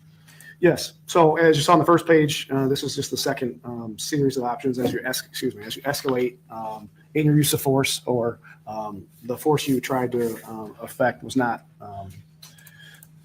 successful, right? So the top one, physical controls, I just said that, but that really is any type of you're trying to grab onto them. So now you're into some kind of strike, a kick, a punch, and you can see the sentence up there that reasonably believes that soft deadly hand controls will be insufficient to establish control and the use of deadly force not justified. And then the next step is intermediate control. So kind of commonly refer to that as our tools, right? Impact, your baton. If you're equipped with less lethal munitions, which the vast majority of patrol officers aren't. And then the electronic control devices, tasers. So again, it has that language in there where you could move to that level, intermediate control before, after you can establish that lower levels of force have been ineffective, or you reasonably believe. So going back to that, to totality of circumstances or the factors, right? Sorry, guys. I've been trying to work a little bit while we've been doing all this. I see everybody new coming in. But hey, welcome. So if you're not familiar with this, oh no, Cindy, you've been watching. Did you make it down to the protest, Cindy? That's what I want to know. Oh, where are the pictures? Tag me on X with those pictures. There's been protests in favor of the cop outside the courthouse, apparently, the last few days. So that's been entertaining. Did he accidentally pull the trigger? Well, the taser expert testified that you can accidentally pull the trigger, that you can undo the safety. We know the officer undid the safety in order to engage it the first time, and that seemed to be deliberate. It went off another time after that, and it could have been done accidentally because there's two buttons on the side that if you just squeeze the thing, it would go off. Presumably the safety was already off and not turned back on. So yeah, it could have been. And I believe the second one was accidental while they were both struggling for it. So size is a huge one, right? So if I'm an officer that's 5 foot, 100 pounds, and the subject I'm dealing with is 6'4" and 280, we don't expect them to go hands on with them. They could escalate to a taser device, maybe. Oh, you work. That's disappointing. A bigger officer may have to actually physically. You got to feel the commitment from you, Cindy. Makes sense. Yes, I'm sorry, I jumped out of order here a little bit. I'm now showing what's Exhibit E1, Section 9-1.2, and it says number 7, 8, 9, and 10. So can you explain a little bit about what the officer's response is, what they're responding to? Yeah, so that just kind of clarifies what we expect of our people, right? To gain control of the subject, they're trying to either take into arrest or detain for an investigation or just general public safety. So that just defines what a response is. And then again, we go back to the reaction time.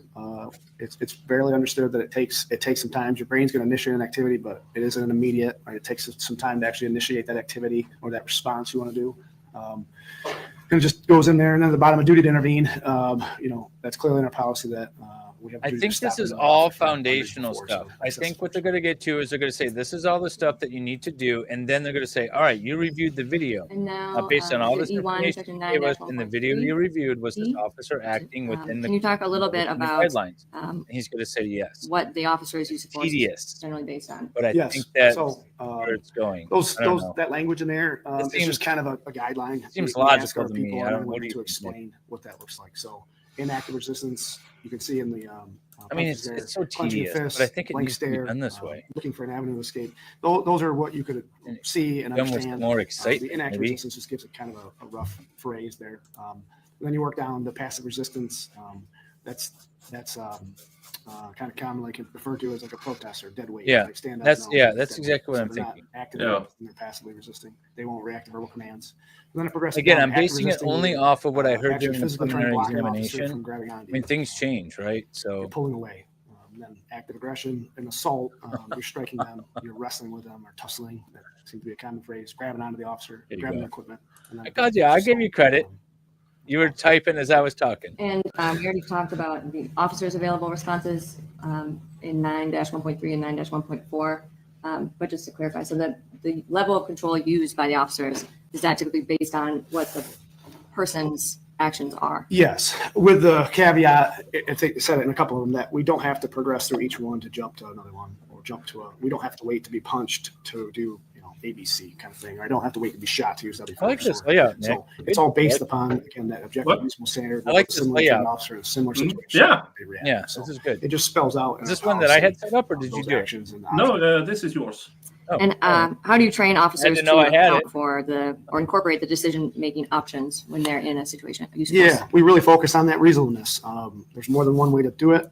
It doesn't have to be perfectly right. It has to be reasonable with that information they had in that time-constricted decision-making process, recognizing that decisions take time to actually initiate. So you see it commonly where maybe the subject's facing me, and then as I initiate that action, they're faced away from me. So it looks like I hit them in the back or I'm gonna punch them get in the these back. But super as tips I that initiated that activity, they're Cicada facing me. has. So that's kind of the reaction time. We understand that.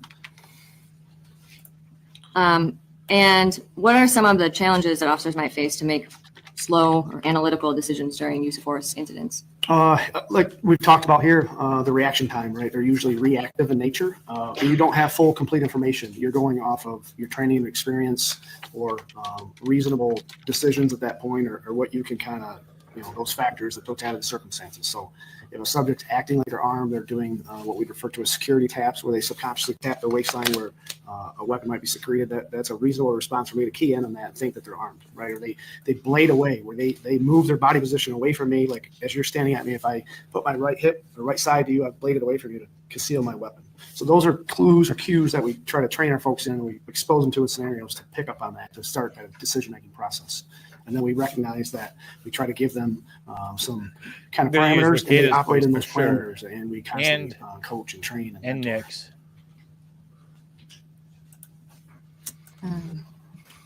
And how does the training account for an officer's reliance on like intuition or experience in these split-second moments? They get quicker with recognizing threats or cues, or clearly a brand new officer, unless they've got vast life experience reading people, don't pick up on the clues that somebody with 10, 12, 15 years on the job was going to until they've been exposed to that, right? Where you may give somebody 2 arms length distance away as I'm speaking with you, and then you're in 3 foot pursuits because they can pick up that you don't know they're going to run. So then all of a sudden you close that gap a little closer to be able to grab onto them. Things like that, where you allow somebody to move a little further, then you're involved in some foot pursuits, and you learn pretty quick that, oh wait, he's probably going to run or she's going to run. So I close that gap a little quicker. So it just speeds up the decision making as they get more experience and more training and more repetitions. And looking for condition right responses, back, if that makes sense. Yep. And why is that important? Like I said at the beginning, we try to train the men and women to have been exposed to the vast majority of things we possibly can before they see them in an operational sense. And obviously there's limits. We can't do everything, but a conditioned response to an input is much better than I have no idea what I'm doing, I'm going to go off the fly, if that makes sense. And when you are training officers in these scenario-based situations, are they, and like we saw with the taser exposure, are they usually in very controlled situations where? No, starting, if you think of the concept, crawl, walk, run, we like to use that, right? So week 1 through 4 of recruit in-house is going to be pretty static, right? We're going to teach them skill sets, drills to reinforce positive reaction, and then we turn the dial up, if you will, the pressure up, where now it's much more dynamic. So that dummy that maybe he's doing a close probe deployment on now is a moving role player in a suit, and he may move as that taser goes, or those kind of scenarios where we run or we get foot pursuits and we fight back. And so we try to turn the stressors up as much as we can without injuring the new officers or the role players. And as part of the training, I guess just finishing up some of the policy stuff.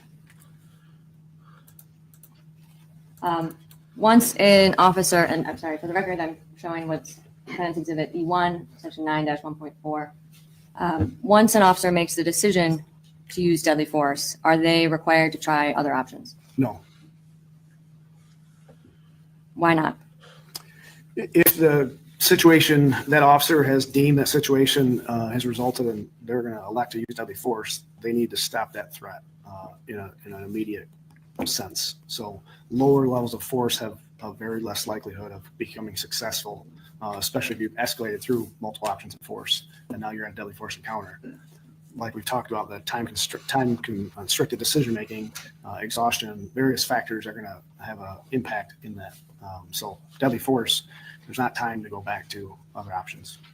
And are there some instances where it would be reasonable for an officer to go directly to deadly force without having to try any of the lower options? Yes. Can you give an example of when that might be? Yeah. For example, I I try to stop somebody here right outside the courthouse on Ottawa, somebody walking on the street. As I go to make contact with them, hey, stop for a second. They spin, they produce a firearm. I don't have to try to use empty hand tactics or anything else. I can immediately pull my firearm and defend myself. And once an officer decides to use deadly force, are they, I may have said this a little bit already, but are they required to use a different force option before they resort to their firearm? No. And once they decide to use their firearm, can you explain how you train officers to use their firearm once they've decided that deadly force is necessary? Yeah, so we do usually 3 to 4 times a year. Besides scenario-based stuff, we actually do firearms training with different weapon systems, different drills, whether it's standard marksmanship, point shooting, close quarter battle type drills where you're very close to targets. There's a whole multitude of training that goes into the use of firearms. And then in realistic based scenario training, we have the option of using training devices so we can role players can recreate deadly force encounter, and the officer going through can deliver deadly force without Dali, the party. you have been trying to use my voice for years. Yeah.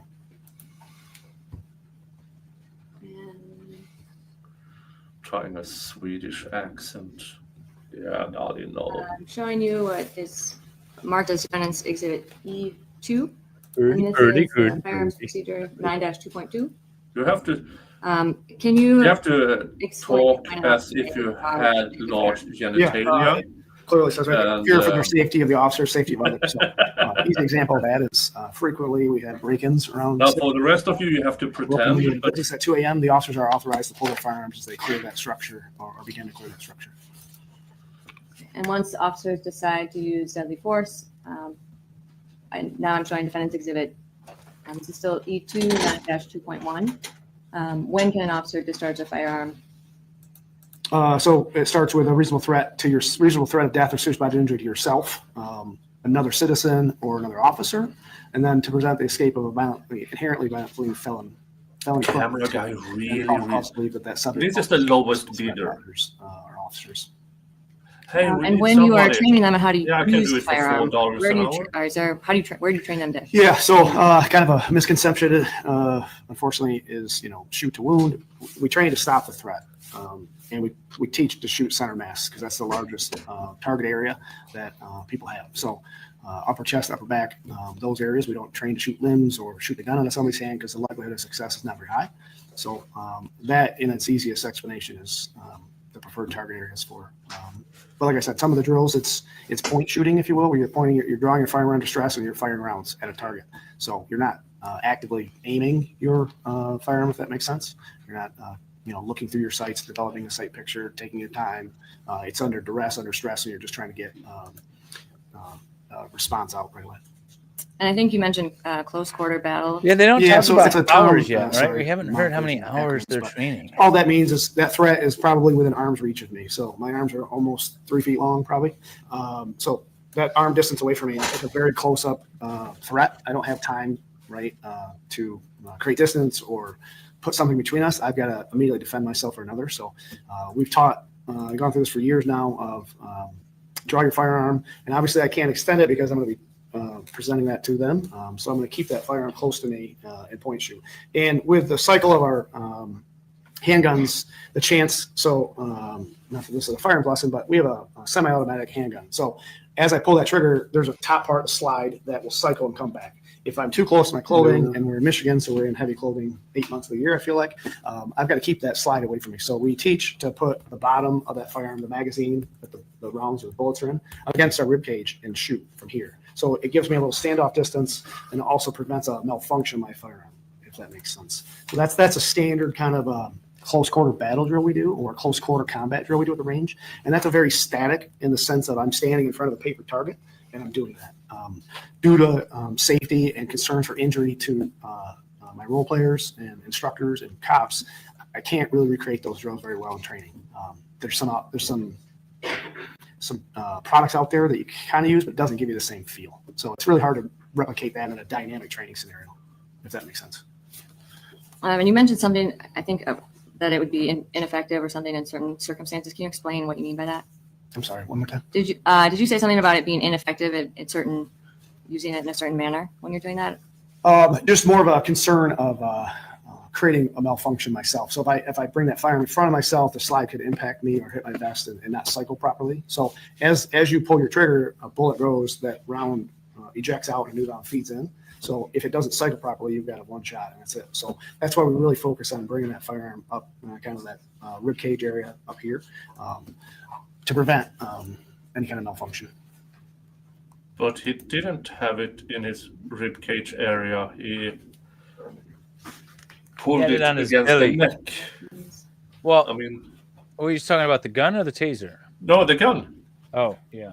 Well, One of the things I that mean, we haven't his talked ribcage about was yet, and facing the ground. I'm showing what is marked as defendant's exhibit as part of E1, and this is 9-1.6. And this is also talking about the authorized use of force. But can you tell us a little bit about the verbal directives that are mentioned? What are in number E4? Can you explain what? Yeah, I'm sorry. So yeah, whenever reasonably possible, officers shall provide verbal directives before deadly force is used. Whenever possible. I like to tell our newer I don't officers think it's that's possible. for example, you're in a traffic stop, you've got multiple people in the car, and you see somebody reaching for a firearm. That's a proper time to tell them, don't reach that firearm, I'm going to shoot you. Right? A directive could be stop, drop it. It's a direction, not necessarily a warning. And when feasible, under life-threatening stress, time-compressed decision-making, exhaustion, some of those, when feasible, it doesn't really make sense. It's not practical. And with this verbal directive, does it require you to say like stop or I'll shoot? No.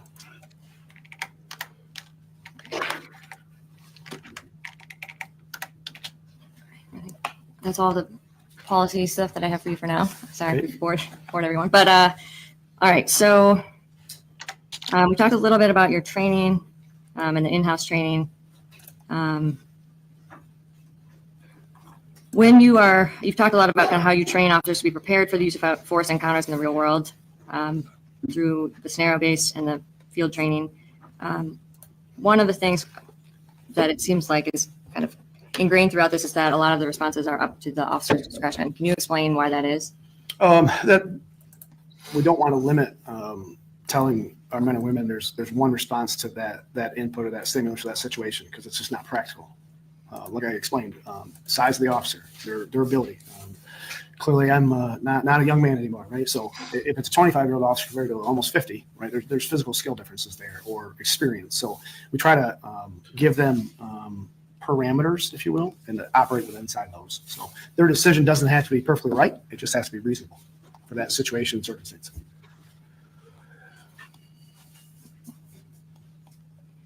And if one officer would do something one way, but another officer might do it a different way, does that make it unreasonable? No. Why not? Like I said, size, skill. I don't know. And again, I'll use the term He's articulate. young. If I mean, I explain He's what I saw, 33, what I but felt, not why I too did what young. I did, then maybe it looks different than me watching it. Right? Like you can't be in somebody's mind to know what they saw, what they thought, what they experienced. You know, videos give you a perspective, but not living through the moment. And you mentioned that officers' reactions are not meant to be perfect. Yes. Can you explain that a little bit more? Yeah, just are they reasonable? Keep coming back to the term. Are they reasonable for that situation? So yeah, it doesn't have to be perfect, and we constantly review and coach and mentor and train to try to perfect that craft, if you will. But again, we don't expect perfection. It's just got to be reasonable because they don't have the luxury of having all the time in the world to make a decision, come up with a tactical plan, and have every asset and resource available before they initiate that plan. They've got to make split-second decisions under a lot of times serious stress and with a lack of information. And is there ever one right option? No. I think you've explained, but why not? Yeah, just going back to that last answer, there's variable factors to it. You know, the officer, their experience, their what they recognize as a threat, where one might not. There's just a multitude of factors. He does. He looks like and that's the why we guy. don't bracket people down one way, one track, because it's not practical. Okay. Yeah. Well, yeah, you saw that one too. I was just pulling that up. Yeah, this is dull. Yeah, we know, and folks, we already sped it up. We have sped it up, right? Yeah, we have. I mean, we can speed it up faster. We'll do 1.5.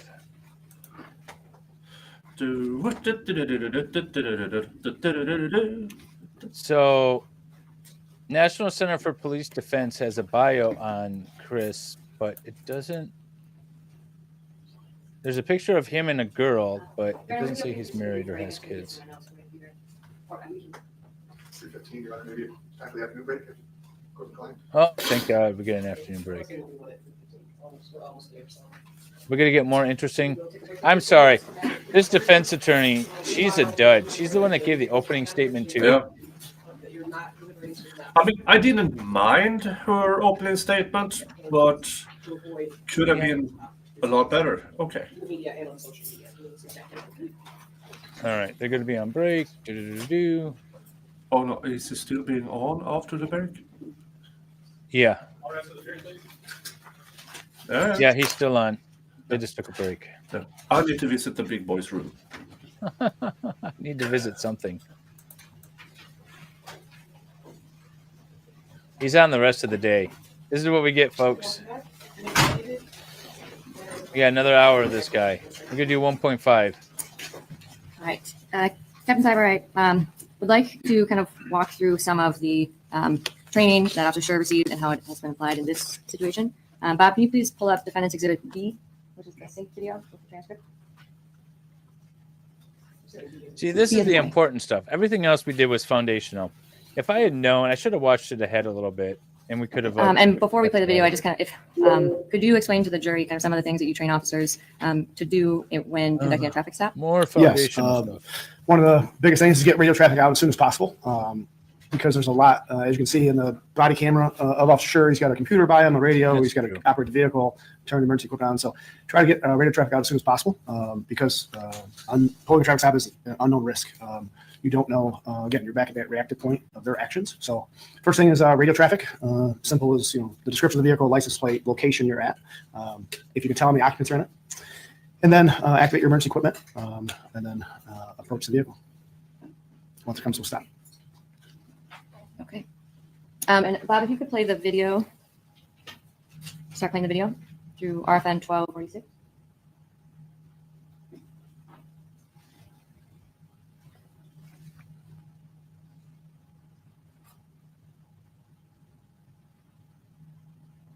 I'm going to make the video bigger. Oh, it's that one again. Maybe this time we can see when he actually turns on the lights. I see it as he turns. That car is already stopped when he turns on the lights. Yeah, so this is a big contention for Nick and I because the testimony, whether you want to believe it or not, from the passengers that the vehicle was having issues, and Lyoya pulled over and got out to check on the vehicle, and while the officer was also simultaneously conducting a stop. So our question has always been, why did he get out of the car? Because you're not supposed to do that, at least not in Michigan. And the officer, though, would be justified still in being a little concerned because the guy immediately gets out of the car. The officer doesn't know why, so it's not really relevant, but we were just trying to figure out when he turns the lights on.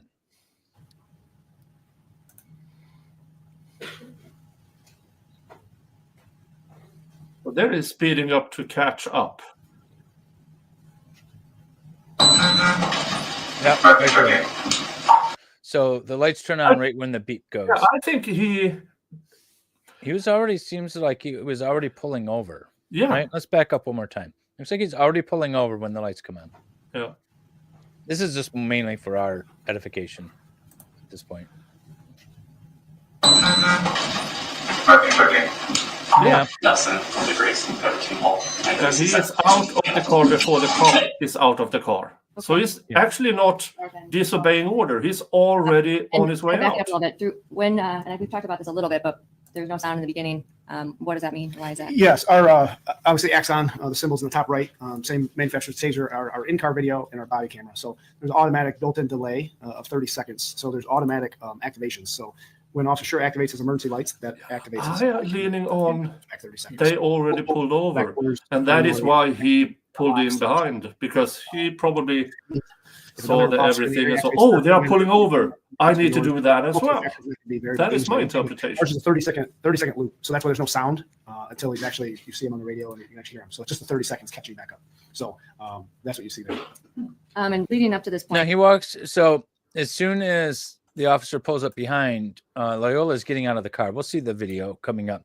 And then the officer immediately tells Lyoya to get back in the car or don't get out of the car or something along those lines. Yeah, it's weird. was there anything that you would I'll train slow it officers to down look when we for, play the video again. Up to this point. Yes, You can see it in real obviously time. it's 8:15 in the morning or 8:11 in the morning, so there's not a lot of traffic. It's a weekday, and as you see, if you can tell, Officer Schurr is doing a U-turn to turn and follow that vehicle. And as he's making that U-turn, you see it make a turn, and then as he don't get turns out of the on car road- during the Oh, traffic. wait a minute. Did he make a U-turn? could be I think the report So is he that met the other car, made a U-turn, turned around, started following.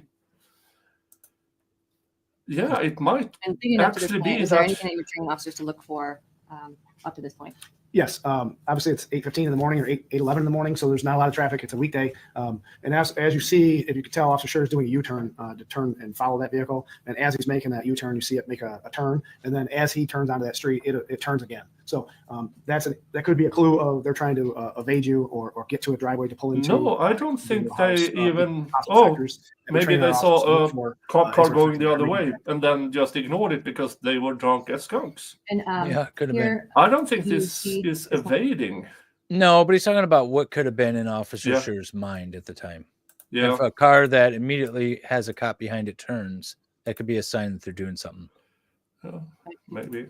when That's Mr. part of Lyoya their opens the training door and anyways. is stepping out of the vehicle.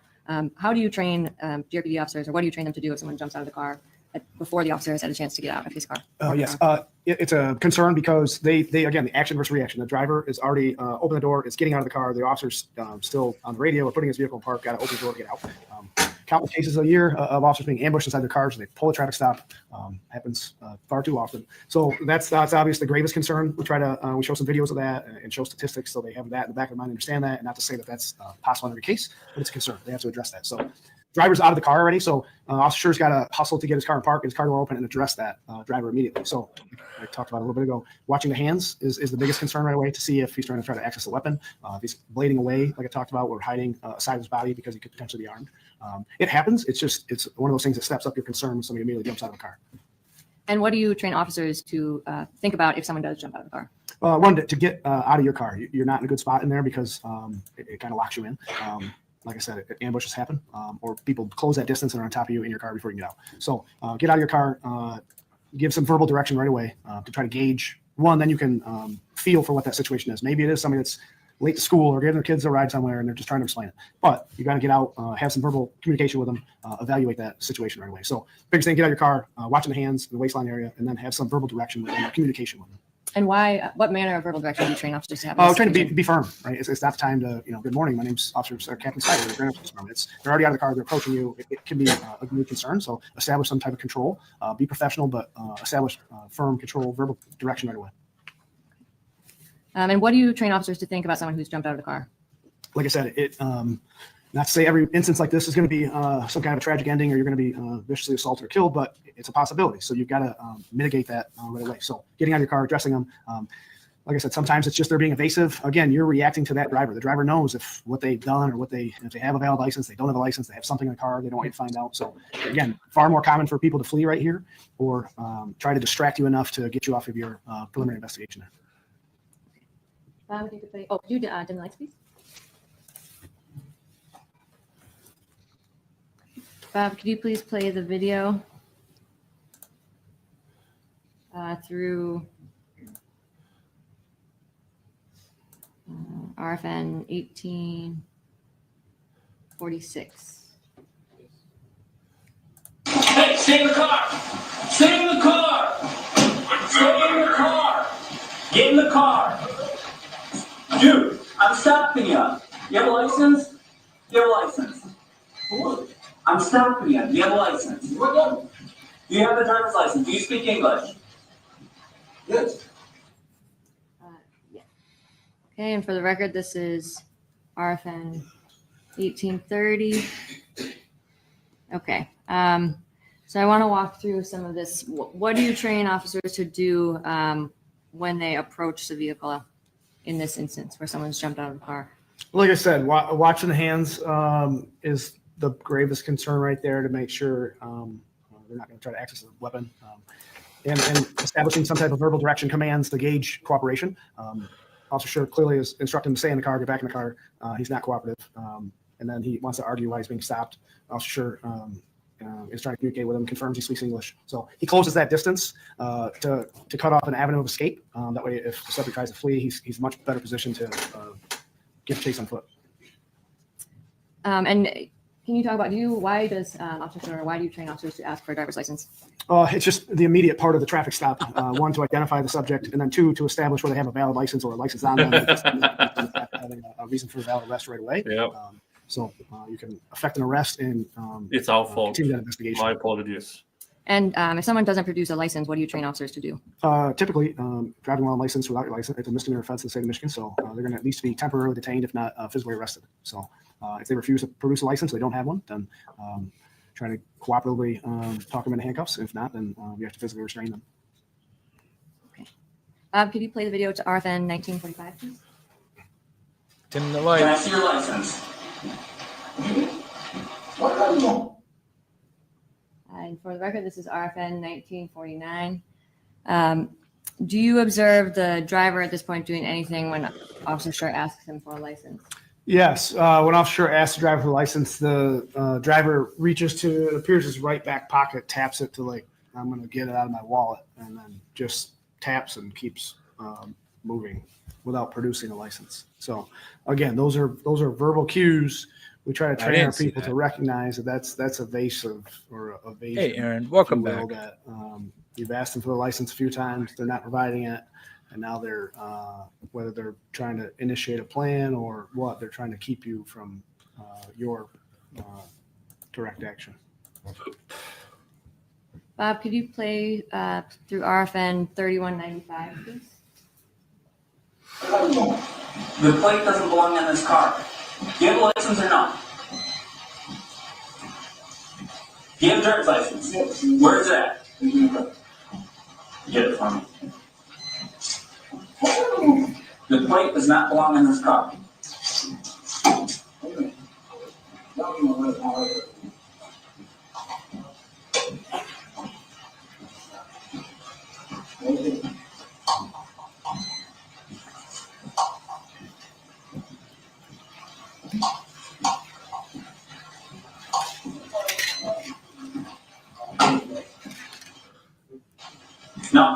No. Stop. Okay, and for the record, this is RFN 3213.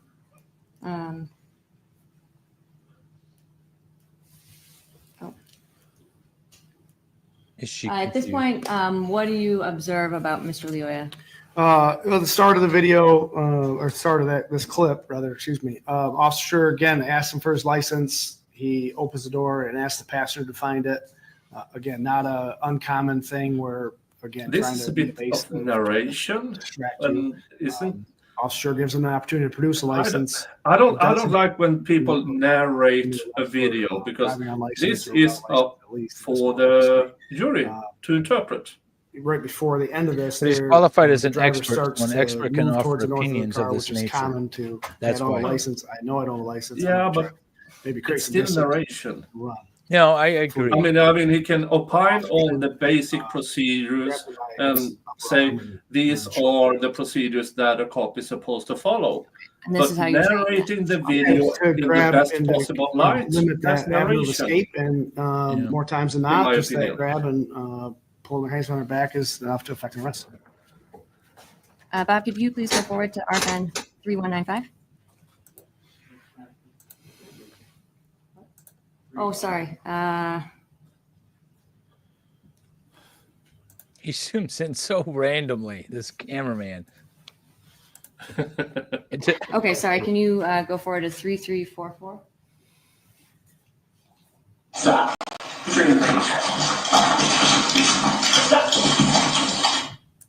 Now, the guy should still not have Back up resisted. a little bit. Right. Okay. So leading up to, and for the record, this is RFN Look how 3344. quickly all of a sudden chaos breaks. Throughout this, can you describe what you saw here?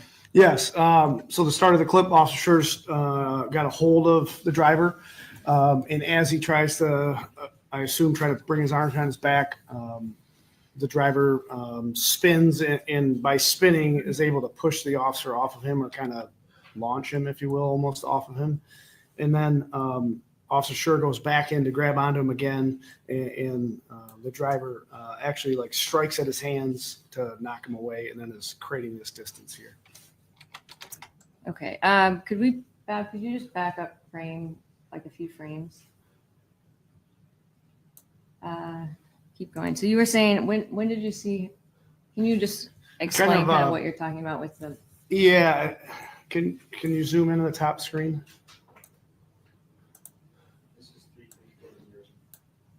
Thank you. So you can see it appears Officer Schurr's feet are, if you go back and forward a little bit, his feet actually come off the ground. They're off the ground there. So as the driver spins and Officer Schurr's got a hold of him, he's actually off the ground.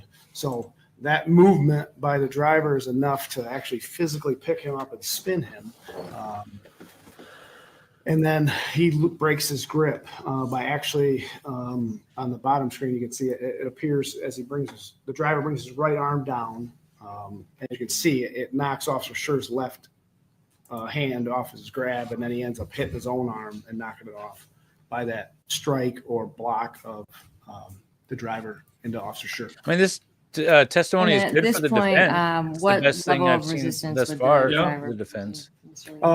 Yeah, definitely. Active aggression, in my opinion, by the strikes. And it went from a driving offense to now a resist and obstruct or assault on a police officer. And what type of offenses are those? State R&O charge is a felony. Depending on the assault on a police officer, that could be two, but not here, I would think. Okay, and is there anything about the positioning of Mr. Lyoya that you observe in this that you would train officers to look for? Yes, so I would refer to this as an inside position. So clearly at the beginning, Officer starts with his like a chest to back position where he's behind him. As I speed it up, that's ideal. we'll do a video again. But when we're face to face, that's a problem because then we're much closer to be assaulted. Clearly, the driver can block your hands or punch your hands away. It's difficult to control a human being face to face. So ideally, you want to be face away. Okay. All right, Bob, could you please play this through 3402?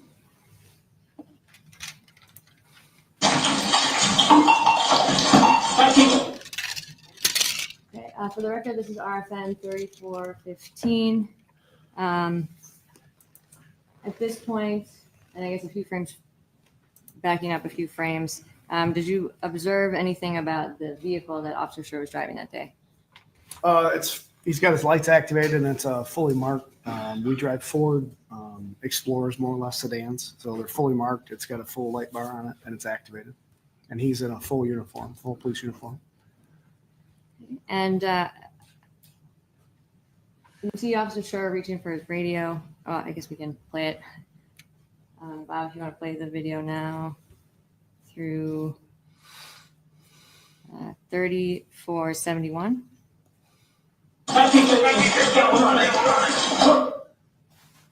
And for the record, this is RFN 3477. When Officer Schurr called out on the radio, we got one running. What does that mean? It's just simple radio traffic to let dispatch and other units know that you're in a foot pursuit. So again, it's imperative to get that information out because now you're separated away from our car.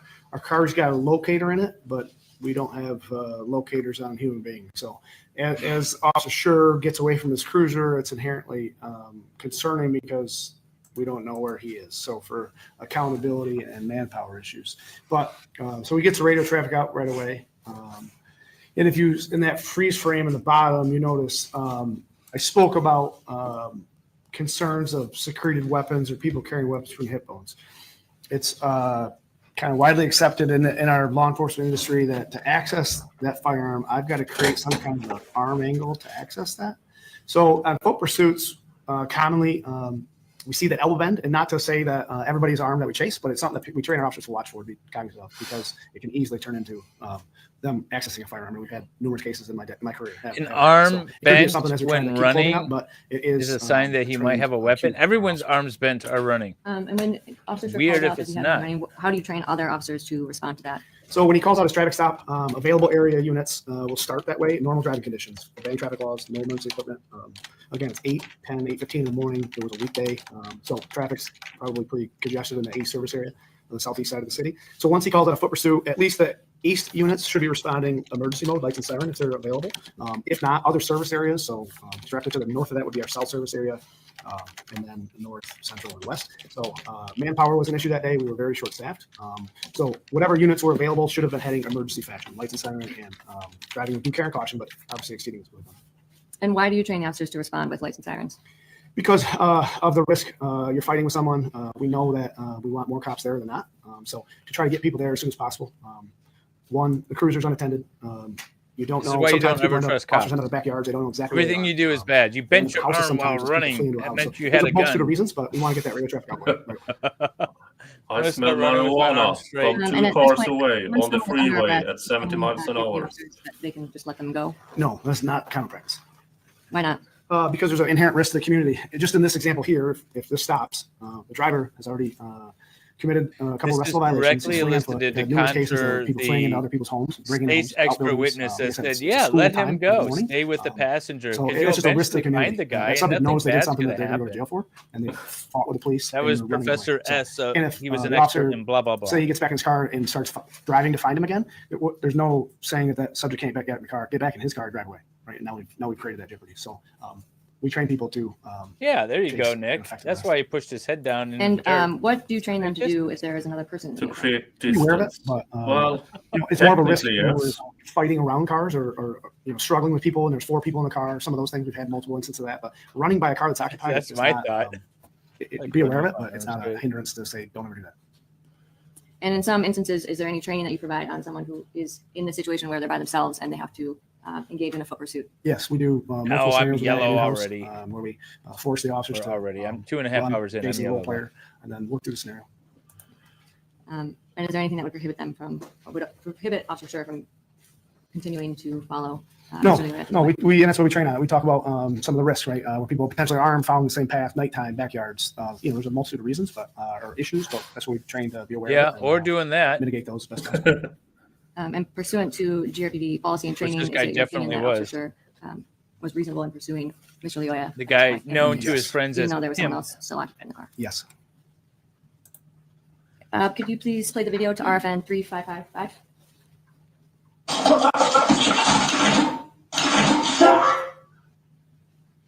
Okay, for the record, this is RFN 3555.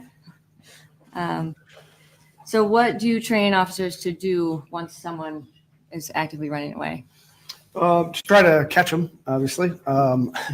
That's with varied success sometimes, but obviously Officer Schurr catches up to the driver pretty quickly.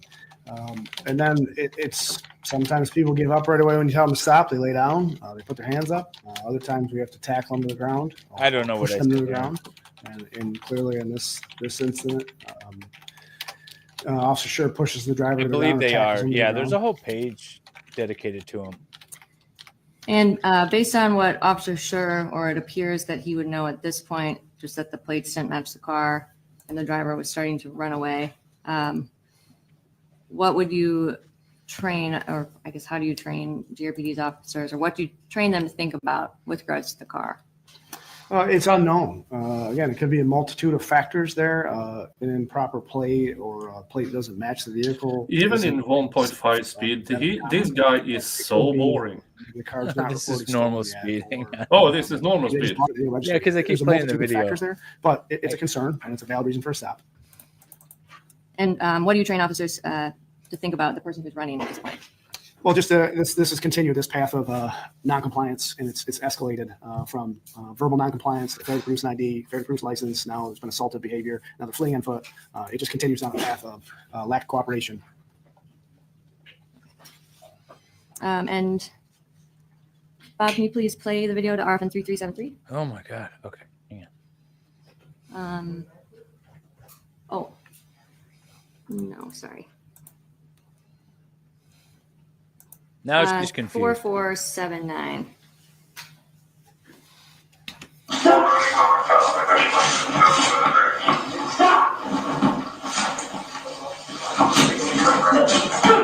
Okay. Stop! Stop! Keep your hands behind your back, okay? Hands behind your back, okay?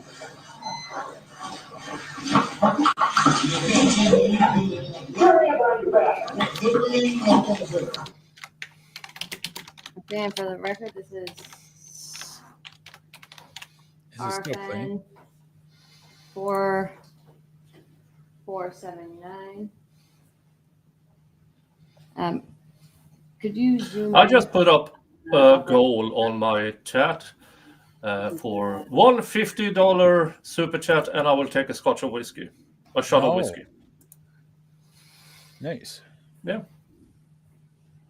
Or a combined $50.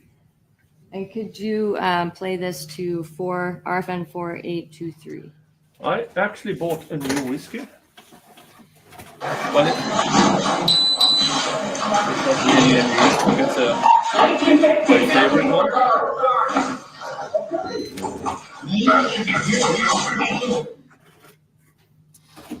Okay, so it's sorry, I should have asked you this before this part, but leading up to this point, what did you observe Mr. Lyoya do?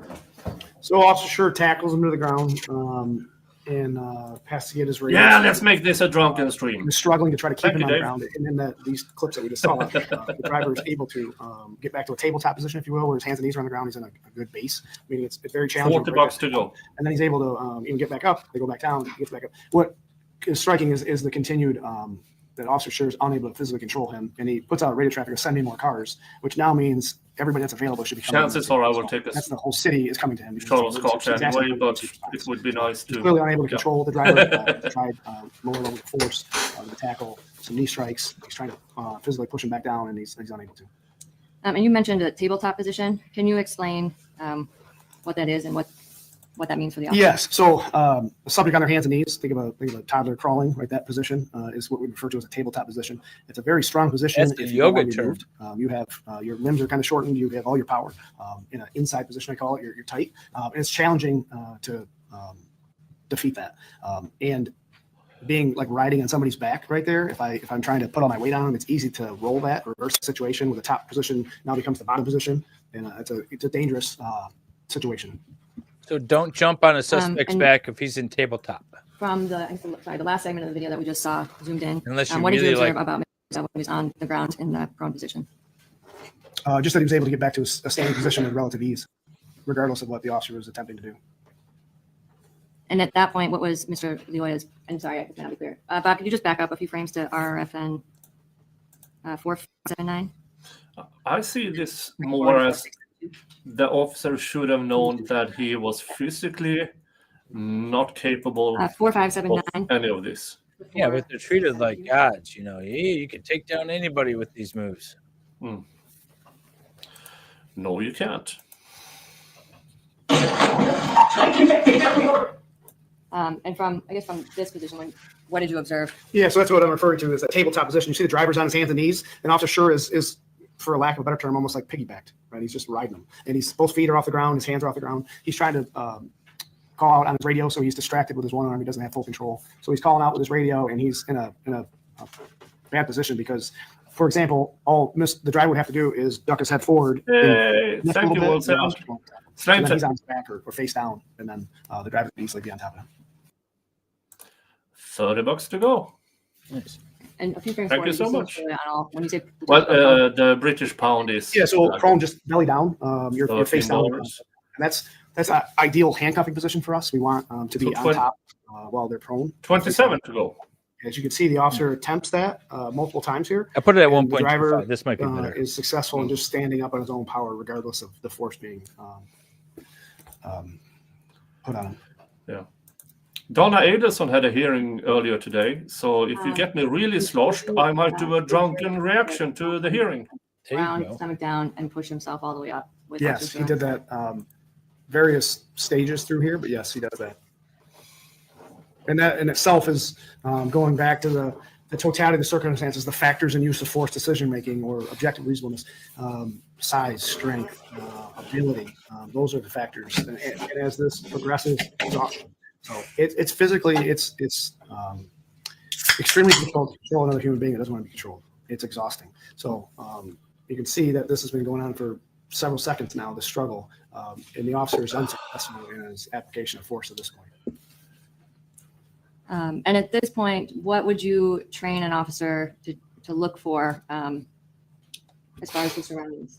What would be other indicators you would train an officer? The gentleman in the white, I forget the witness's name, sorry. Is that Mr. Butler? Mr. Butler. He's saying something to the driver or the passenger, I forget, but I had he's to there. speed it up again. I'm sorry. He's unknown. He's going to help you or help the driver or Problem is, what that this situation is an important And then obviously witness, the and passenger I'm vehicle just, now is out of the car. And, I'm they're done both with kind of him. in the peripheral view of Officer Schurr. So now he's got multiple Yeah. subjects. If I was a juror, I would have tuned out he's a gotta be aware of long time ago. And at this point, have you are Officer Schur's actions consistent with GRPD policy and training? Yes. I if you agree. could Poor please play decision makings throughout. It's like the guy from the YSL trial. Remember him? Yeah. Who tried also a guy like 5'2" in an unmarked cop car with no cop clothes or anything.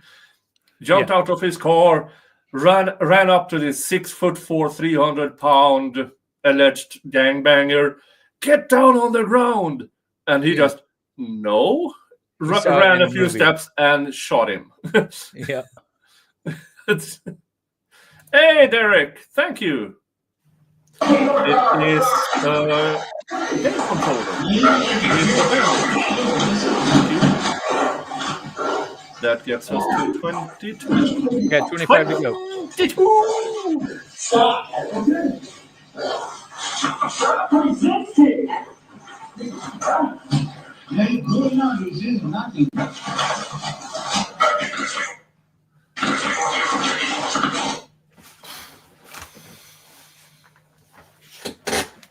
What are we doing? Do you I have a don't question? And There we based go. on He's this, talking did again. you, at this point in time, have you heard Officer Schurr Hey, call Hella. for backup again? Hey, Hella. The send me more cars, yes. And at that point, what would you expect the responding officers in the area to do? Nick is Respond 25 to emergency sets modes, away lights from and doing siren, shots of whiskey for the rest of the stream. Get there as soon as possible. as safe as possible. And what have you observed about Mr. Lyoya's behavior during this part of the video? The verbal okay is not matching his physical actions. Right? He's I would do verbally it saying even okay, in my Bigfoot shot glass, which is 2 ounces.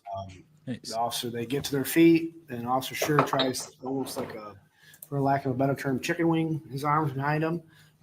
Maybe an Let me attempt see to, where my wife is at when this stream is done. and I'll handcuff let him, you secure know. him, but they progress Okay, across. let's the do lawn this with my Swedish in the pronunciation. direction My And chill then, and chat stream. Another knee strike is applied, and then it appears he tries You want to me to be on your chill and chat stream, He's Hella? got him wrapped up in his upper half, and that's unsuccessful as well. And is there anything that you observe about Officer Schurr throughout this? Yeah, if you back up a couple frames and play it again, you can hear his heavy breathing. So it appears he's already hitting levels of exhaustion. And what do you train officers to do once they start feeling exhausted? Well, and we talk about this a lot, and as they first come aboard, it's kind of accepted that, hey, in 30 seconds of strenuous output, you're roughly going to have about 50% of the energy levels you started that encounter with. So if you're struggling with somebody or fighting with somebody and you start out at 100%, you're going to be greatly reduced here within 30 to 45 seconds. So we teach them to use force reasonably, but with full force initially, because we don't want these to draw out for a longer than they have to. Why not? Because the exhaustion level has a bunch of effects to it. It can impair your decision making. Clearly, you potentially can't defend yourself. Your tools on your belt. there's a list of factors, but yeah, exhaustion is a problem. Bob, could you please play the video through 5548?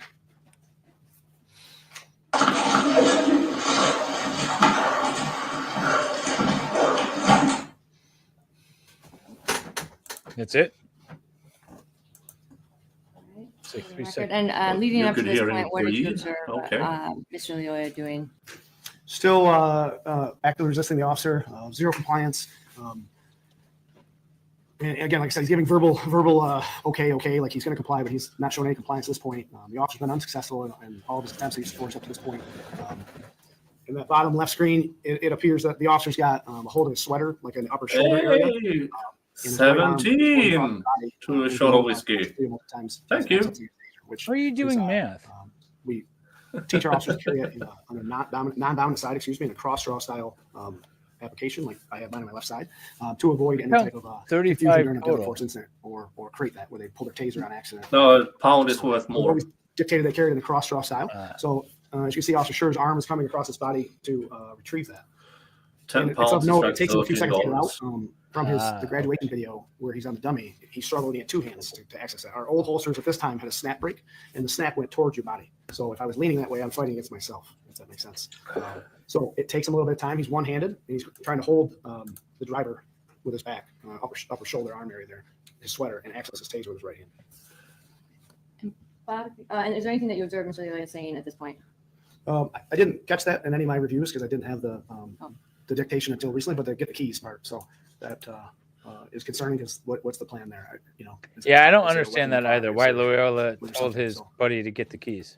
And Bob, could you please play the video through RFN 5649?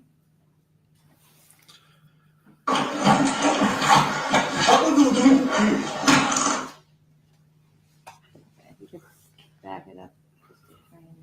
5648. Yeah. Here, another thing, he's actively grabbing onto him instead of pushing him away. At this point, what have you observed?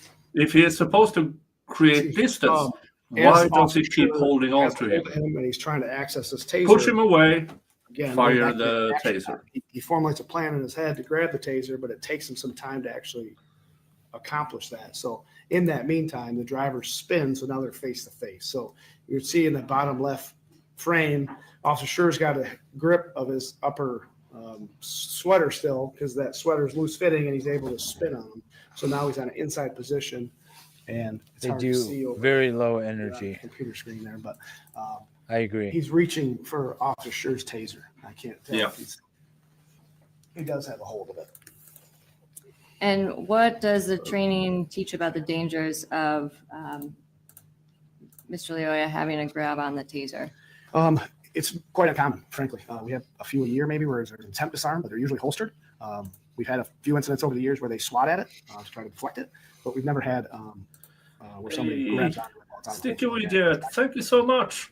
That immediately raises That huge brings concerns. us to. Just swat it away. They're grabbing hold of it and Wait And a what, minute, I haven't training calculated in dangers- Dallas 3 memberships.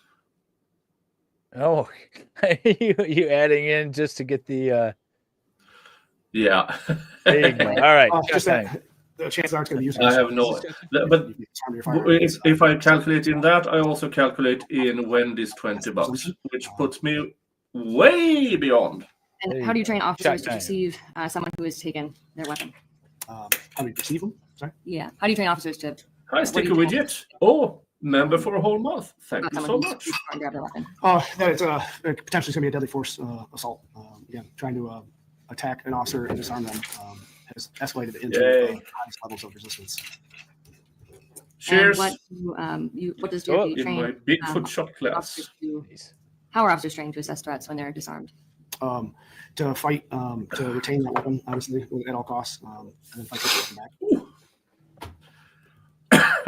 What do you train officers to think once they're Nom, nom, fully nom. Again, that it's a deadly force encounter. It's not a- Better you than me. We haven't had success. I'm gonna stick with my water till I get out of the tree. Decades. So, Thank you, folks. Thank you, half chat. And people, officers are killed yearly because of it. So it's of the greatest threat. And what does the training teach about the intent of someone who is disarmed as a police officer? that you have to presume it's for the worst reasons, right? I don't have to, if I get disarmed by firearm, I don't have to wait to have it used against me. I think there is a clip. That intention alone to grab an officer's weapon. Maybe not. I don't know. All holsters are made different, I suppose. Bob, could you play the video through RFN 5770, please? Then once we're done here, go over and clear up Ella for a bit. And then I'm going to sleep well. Okay, and at this point, what do you observe Officer Schurr doing? So Jesus. just as the frame starts, They've been talking about this for over an hour, playing just a couple Officer of appears seconds. to do, I refer to it as a wheel tedious. weapon retention, where he wheels it to the ground in kind of a circular motion to try to break that grip. Oh, I want this to be And presented in a if you look better at the bottom way. left screen, the grips of each, the officer and the driver there. It's driver's bad got facts. a overhand grip and his arm locked out, and the officer's got just a handle of that where the purchase. I mean, of all of this, is we can, all of this leading up to that final half second. Yeah, okay. The officer's trying. It's that final half second. Unsuccessful. Yeah. And one. That is what he needs to explain away. The officer tries to. Well, I think he's trying to Like I say, explained like, earlier, when all these not an ideal, circumstances, all distance these things management, going but, on, he make could it a easily fired really once that probes, dangerous or another set of probes situation and gotten, the for the spread officer, and the accomplished. officer should have grave So now concern. let's go to pass station or lock up if he hadn't grabbed on, the driver hadn't grabbed on the taser. And, at this point, what is Mr. Lyoya doing? I He's think they're driving really the just taser trying to away from say, himself like, here are and all the appears towards the center. instances in which an Cell phone officer would video be shows him, trained about both danger. traveling towards Like, the if you ground. see this, it's danger. If you see that, it's Bob, can danger. you If play you the see video this third through, thing, it's danger. uh, And you've got all three of them going on. Hey! Guyver Merkin says, have another.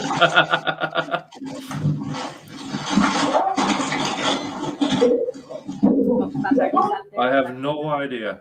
Let's see here. Fan funding. Yeah, sorry, can you back up? I missed mine. Yeah, if you can go to 580, or if you can just zoom in and I'll tell you when to stop. If you can go a few frames back. Okay, if you can just back up and I'll tell you when to stop.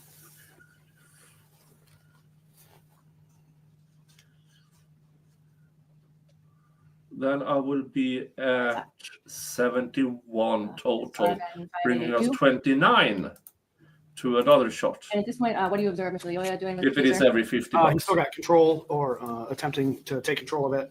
You can see Officer Thank you, Schurr Guyver still got, McLean. in that grip that he had before. See, this is the it's part pointing at the that's, ground. You can see the this is LED getting flashlight closer and pointing towards the closer. ground. So now, Oh, in that position, 19 left. position. He's got the elbow bend going. I'm living Dave's life over here. Driver's on his back and has, Alone on a down- farm drinking. Okay, and what hand do you observe it in? there's Mr. so Lyoya's? many times in the appears Karen it's Reed left. case.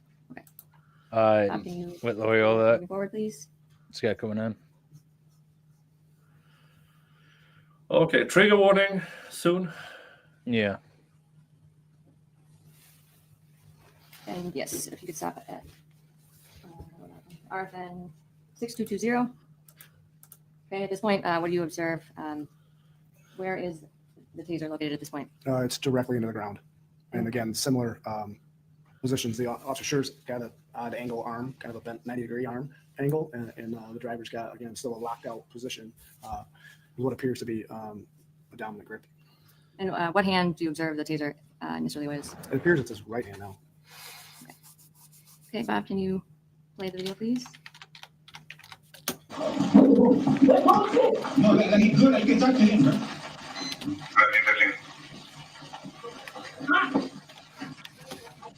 Yeah.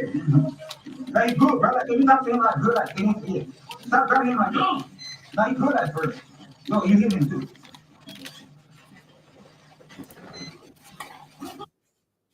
Now you ain't probably saying that's it. What's happening? Yeah, please stop it here. Can zoom out. This is RFN 7489. And at this point, what do you observe? I know the camera went out a little bit, but what do you observe? The biggest thing that struck me was the, it sounds, you can hear the stress in Officer Schurr's voice, the exhaustion. He's barely getting out commands. They're lagging, if you will, or they're drawn out because of the lack of oxygen. He's breathing so heavy. The positions have switched again to be, again, the driver's in that tabletop type position. You can see as it backs up, he rolls to that position, and the officer kind of rotates to the top position again. For a brief second there, he's rocking on his back. His feet are off the ground. He's in a very unstable position, and he moves to access his firearm after a command to let go of the taser. And Bob, if you could zoom in on the cell phone video. Where do you observe the taser at this point? It appears it's in the driver's right hand. And Bob, could you just do Yeah, this is where he switches the I'll taser tell you around. when to stop.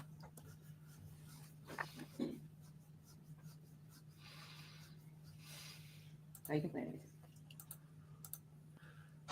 Okay. Frame forward from here. Yeah. Now we are moving into Okay. Stop right here. trigger warning. Literally. Yeah. Okay. And what did you observe here?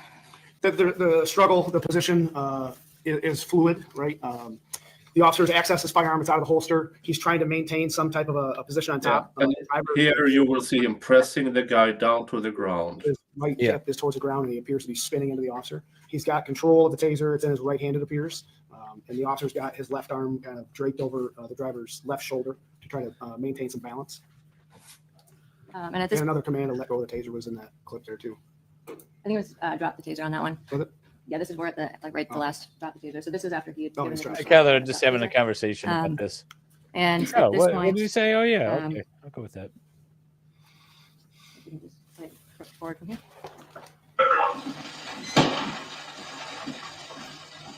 I agree, Shax. Yeah. I do it more for Gigi. Yeah. Usually in my trials, I refuse to show autopsy photos and the immediate moment of death, because it's but in this case it is what happened that last half second is guilty or innocent for me. Really? Awesome. Nice. I have to invite Lefty to my birthday stream on Friday. Yeah, definitely. Send me a DM on X, Lefty, and I will send you an invite to my birthday stream, and we will get you some more subscribers. So leading up to this point, and I know we kind of talked about this a little bit before, but in your experience, how fast can someone on the bottom reposition themselves so they are facing you or gain some sort of advantage? How fast can they reverse that position? In a blink of an eye, that can be in a second or two.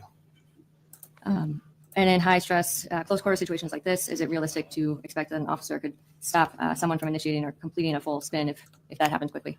I'm sorry, could you ask that one time? In this type of situation where it's dynamic, it's moving very quickly, is there a situation, is it realistic to expect that an officer could stop someone from initiating or completing the spin, rolling towards them? No, in the sense too of the video, if you saw the steamy breath out of Officer Schurr, that would indicate how deep of a guttural breathing he's trying to accomplish there. So at that level of exhaustion, no, I don't believe he could have prevented that situation from spinning in a second or two. In your opinion, based on your training and experience, does the threat from the bottom position ever end until they're fully controlled? No.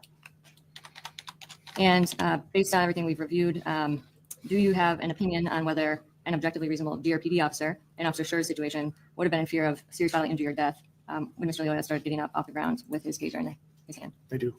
And what is that opinion? That it was reasonable. That a reasonable officer could perform the same This is way what in they that needed. situation. Yeah. Thank you. No further And questions. as rebuttal, they will play the two videos side by side. This is a proper stop. This is not. We're going to go in across. Your statement was the GRPD is trained to chase and effect and arrest. That's what you just told the jury, correct? That's a common practice, yes. Those were your words. Those are your exact words. I wrote it down. Trained to chase and effect and arrest. Do we train? Yeah, we train our officers to do that. Yes, that's an expectation. Yes. But we were notified you're a witness. You talked to Detective Tudor, didn't you? Yeah, I did. You said there's no foot pursuit policy. There's not a foot pursuit policy, correct? But you trained them to effect and arrest. Yes. Now, this has been pending for like 3 years.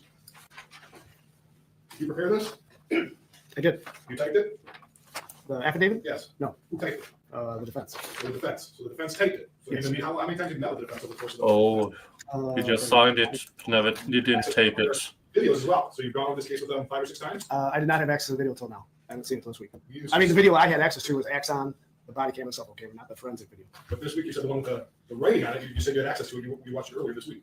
I saw it, yeah, this week. Yes, not before this week. So this is one of the biggest events in Grand Rapids in probably your career, isn't it? It is. And you don't bother to do a report? I did an incident report. See, this is the way to approach a cross-examination. The defense is just like, oh, would you mind repeating everything you said on direct just so I could hear it again? This is how you do. I mean, I granted we're up speed. I want to do it normal because the inflection is still there. An expert report. You have access to our expert reports, haven't you? Your expert reports? Correct. Yes. So you read our expert reports. It's like a 56-page report. It is. You're brought up as an expert for the defense. You're their expert, you have at least their degree, GRPD policy, and you produce a 2-page affidavit. Yes. Even in that affidavit, you don't say anything about training to chase officers or to effect an arrest. You don't say that in this affidavit, do you? No. You say includes training on solo foot pursuits, such as drills and scenario-based training. GRPD does not prohibit officers from chasing a fleeing suspect. Correct. That's different than you train them to apprehend a fleeing suspect, isn't it? The solo foot pursuit drills will end in an arrest. Prohibiting and training positively are two different things, aren't they? Yes. Where is that policy? Where's the written policy where you train to effectuate an arrest? We spent an hour and a half here looking at all the policies. Where's the written policy where you effect an arrest? You train your officer to effectuate an arrest. Off a foot pursuit? Yes. We don't have one. You don't have one. But that's your testimony now. Now they're going into the actual policies. They waited until cross-examination of this guy before they brought up the policies. Because he's a captain. He should know all of them by heart. There was an objection. I wanted to hear what it was. Oh, from this jury that we trained that. Objection, Your Honor. This is argumentative, and if you want It is argumentative. mandatory training, yeah, it's cross-examination. Well, still can't be argumentative. the fact that he's trying to. And they do it all in front of the jury. I did not Speaking objections in front. And there. And there. Of course you are, Judge. This is a sidebar. Get up here. I mean, You had an hour and a half to present the policy, and we didn't see any policy. These are the policies that were provided. That's These are argumentative. the training policies for Officer Schurr. These are training outlines. These are policies, yes. Okay. Where? Point it out. Where is it? Years older when showing the side. His recruit class one is in here? Is that in here? There's a crew class. We got everything. Okay.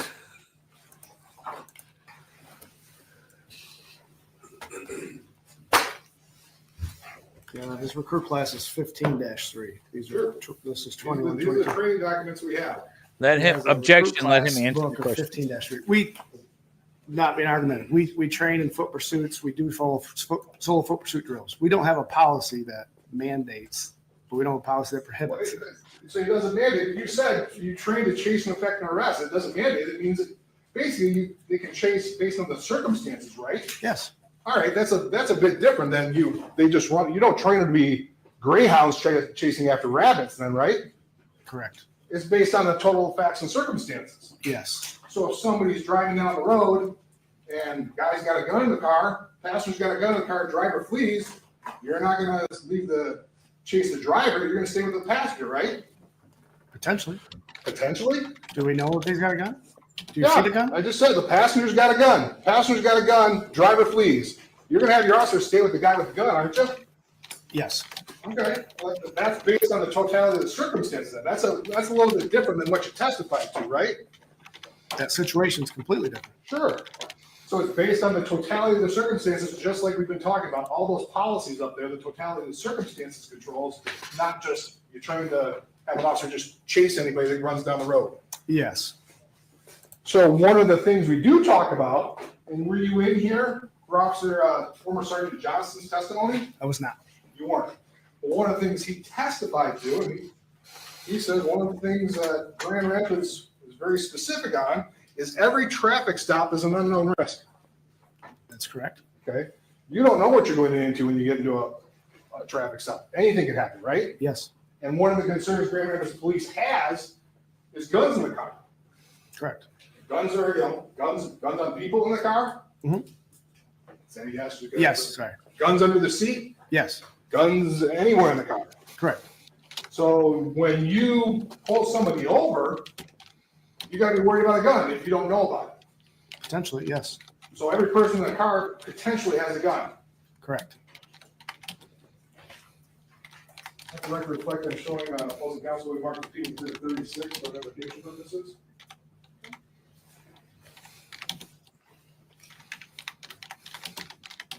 I'm going to show you what we marked as exhibit 36 for identification purposes. Do you recognize that? I do. Could you tell the jury what that is? This is a mandatory training 19-2. 19 means 2019 was the year we performed this, and 02 would mean it's earlier in the year, the second training of the year. So it's a firearms training outline. And so this is, we have a number of training documents where you go through mandatory training for your officers, correct? Yes. And this would be training that we've received for the defendant that he took in 2019. Correct. His signature's on it. Yeah, sign in. Yep, sign in there. I would move the admission of people to exhibit 36, Your Honor. Is this going to show that he didn't get foot pursuit training?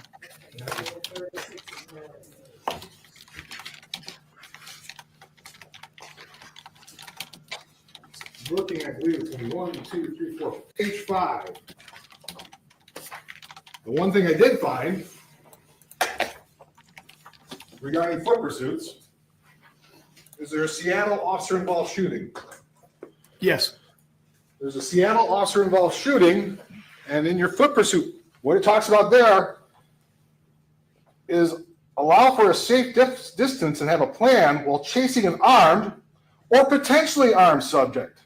Treat someone you pull over as potentially armed. Here's the problem with this, though. I keep coming back to it. Just because he might not have followed policy doesn't mean he was acting unlawfully. And if you're not acting unlawfully, then he still gets the right to defend himself.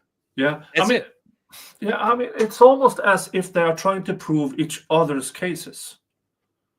It's odd. I mean, they keep coming down to police procedures.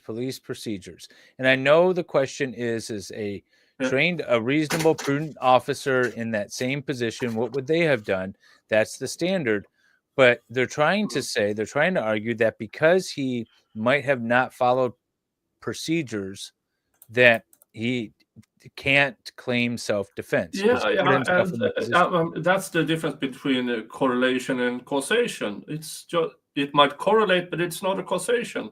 Right. And all they had to do in this cross-examination or with a rebuttal witness, they could have just, we don't care about him, and just called back their expert. Look at these two videos side by side. I will say I am very disappointed in the defense. Their lackluster approach to this case is kind of ridiculous. Yeah. Will you call them tomorrow? No. That's what it says. It does, yes. So that's the one thing we can find on foot pursuits is that somebody could be potentially armed. You don't go chasing after them because they could be armed. It's for officer safety, right? It says allow a safe distance. Okay. Have a plan while chasing armed or potentially. Going So hands-on or tackling someone who is known to be armed is bad tactics. I would agree.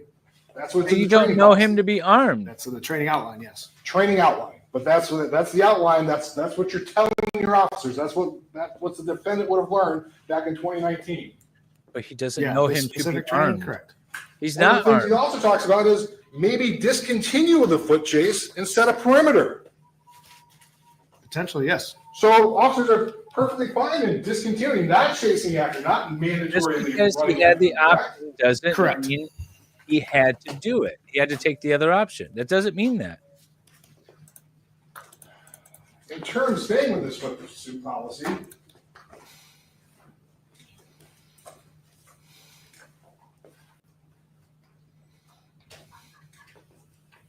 you are familiar with the International Chiefs of Police, correct? I am, yes. The International Chiefs of Police, you're a member of it. I am. Your chief's a member of it. He is. both deputy chiefs are a member of it. They are. And so they have a foot pursuit policy that they've come up with, correct? They do, yes. 2019, July of 2019, they came up with a foot pursuit policy, a model, if you will. Yes. In that model, don't they say that chasing officer individually chasing a suspect is inherently dangerous? That's what it says. It does. You haven't read it? I'm not exactly familiar with the verbiage of it, but I'll take your word for it, sir. You know, I looked through it. Well, If this is official papers, why haven't he read up on it? Yeah, I would object to it. It's hearsay. It's not something that he considered with forming his expert opinion. It shouldn't be admissible. I mean, you can question an expert witness and cross-examine an expert witness with a learned treatise without introducing it into evidence and without that expert having read it. So the judge might allow it if that's sort of the scope that they're using this for, is to kind of impeach him with a learned treatise. But I don't know. We'll see where the court goes. I don't even know. Wait, so it's not moving for submission. He's showing a document to. It's in the court rules specifically regarding learned treatises. This is a model foot pursuit policy for the International Chiefs of Police.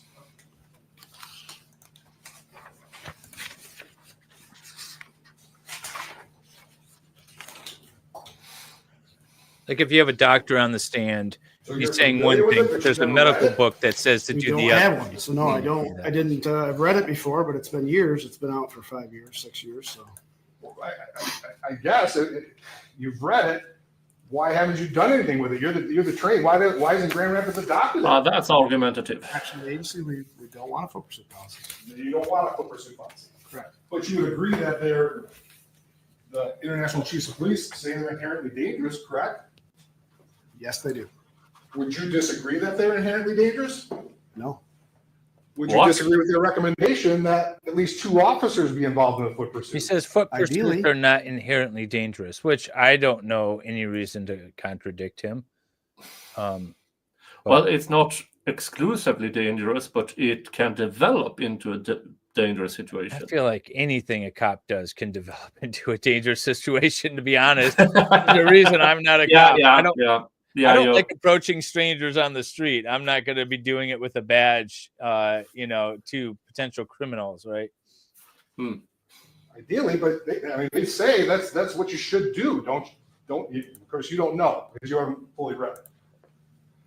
You're familiar with Police Magazine? I am. They are a bit too aggressive against him. See, this is Police Magazine. This would be another sort of learned treatise that he can impeach him with.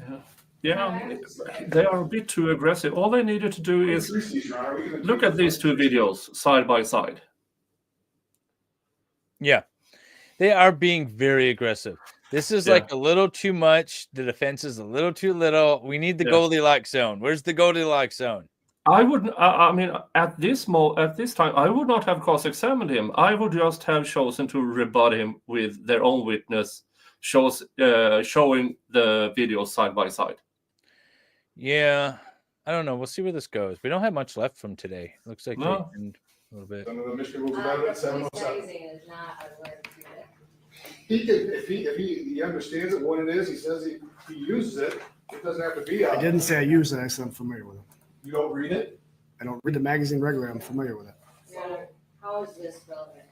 We're here to talk about maybe. Well, if it's impeachment, is that learned trees? I don't know that it is. Yeah, and often the things in the cop Something magazines are opinions.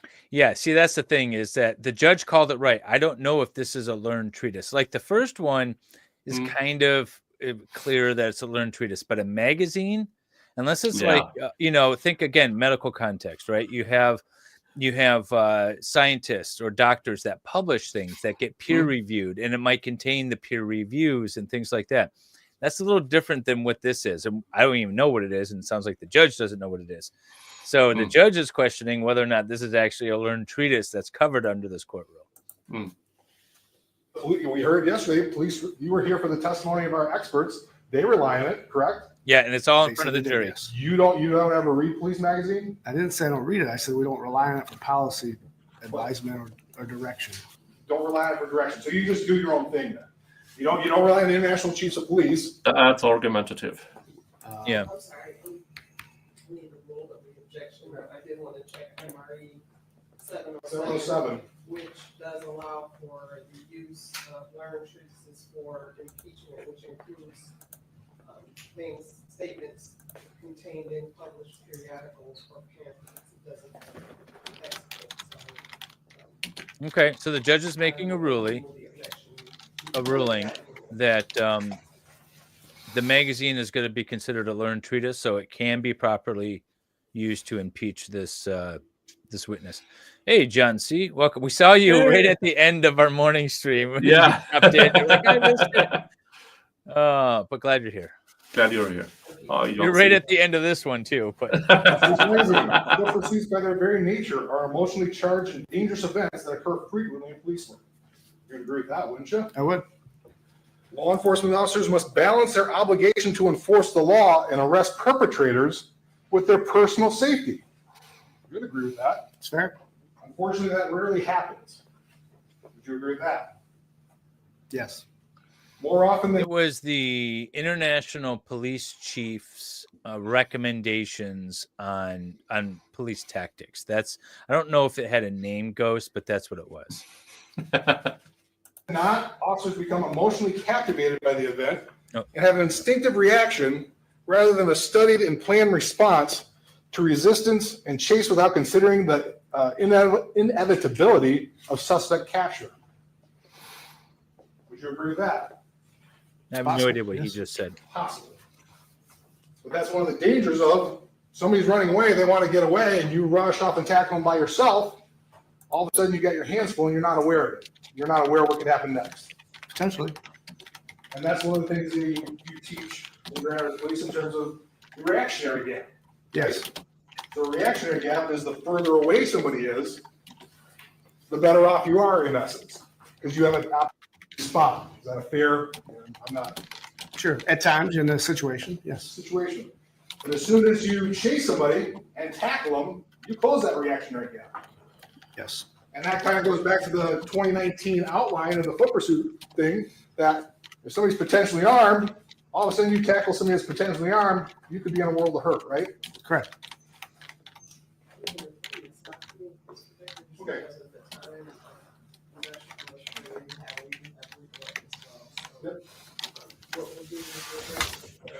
Yeah. Maybe he'll be more settled down tomorrow. Oh, Nick, do you see my private chat? Yeah, sure. Okay.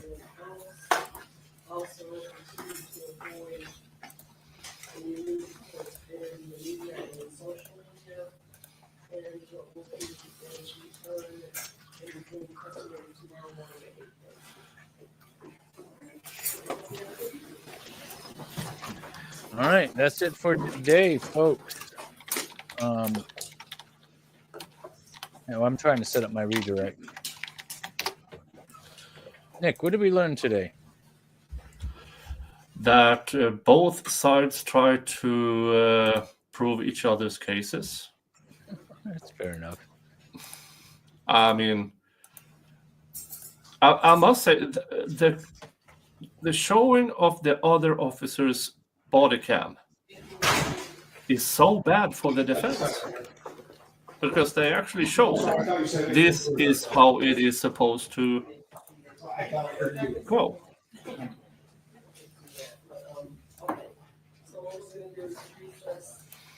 That's what we learned today.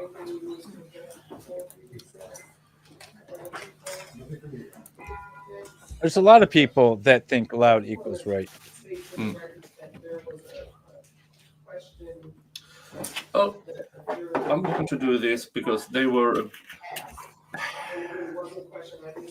almost half through to the next 50 bucks. So, Bucky's almost a full shot. Cheers. Cheers.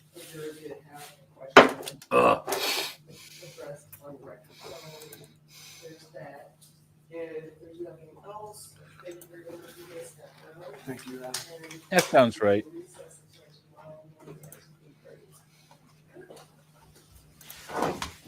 That sounds right, Coach. All right. We are done for today. Well, let's get us back up here. There we go. Now we're full screen. So that was an interesting day. It wasn't as entertaining. It was a little dry, a little boring. Nighttime for Nick now. Yeah. Yeah. No, not yet. Not yet, mommy. So I did like this officer's testimony, the captain's testimony. I think it helped the defense. I still think the defendant needs to testify. I'm excited for tomorrow. I think the officer is going to be testifying tomorrow. I agree. He kind of have to, because this is a self-defense case. He has to show or describe his feelings, what he saw, what he didn't see. Again, that's a risk. We don't know how good he is at talking or testifying. Yeah, we don't. We really don't. We haven't heard him talk at all. So it'll be interesting to see what he has to say. Yeah. What time are we starting tomorrow, Nick? I would assume, depending on if the defense only has one witness, this one left, and he doesn't testify, we should start a bit earlier than noon. Yeah, that's what. But we can have the stream set at noon and then move it forward, because I don't want to miss closing arguments if that is tomorrow. Yeah, I don't either. I'm on board with that. All right, so we're going to set it for noon tomorrow, noon Eastern, 6 p.m. Swedish time. Yep. And then depending on what happens, we'll keep an eye on it. We'll make Nick rush. Yeah. And I'm free tomorrow. But we will probably be with if you have contacted Branka, so we can talk about what happened today with him tomorrow. Yeah. And go from there. Yeah. And sounds like a plan. Right now, we're sending you guys over to Hella, Excited Utterance. She's having a laid back, chill stream. Yep. And so that's about it. I'm still thinking guilty, but I mean, I could be convinced the other way. Yeah. Oh yeah. It's still a long way away. Yeah. But let's first thank you to Wendy for your $20 super chat. Thank you to Dali for 3 gifted memberships. Thank you to Dave for $10. Thank you to The World's End for £10. Thank you to Derek for £5. Erin, $5. Sticky Widget, $5. Ivermectin, $5. Dave again, $10. Thank you so much, guys. Yeah, and Wendy, you gave me $20, and then I gifted out a bunch of memberships just for fun. So, and Ivermectin with his $4.99, awesome. So, and I don't think I can gift out memberships just yet. No, because the stream went over to the next day, so I can't gift out 5 until tomorrow's stream. No, but I will. All right. Well, you guys all have a good time. I think the song is set up, and we'll see you all tomorrow. Bye. Bye-bye. 2 screens light up justice calling from Sweden cold and Great Lakes falling, educating fools, real talk streaming, truth and laughter, crime redeeming. Raise your glass to law and jest, trials not just pain and stress. Teach the world, grind the gears, through the humor, through the tears. You can draw cutting sharp like ice. Swedish fire burns, truth precise. Shot of whiskey, sip of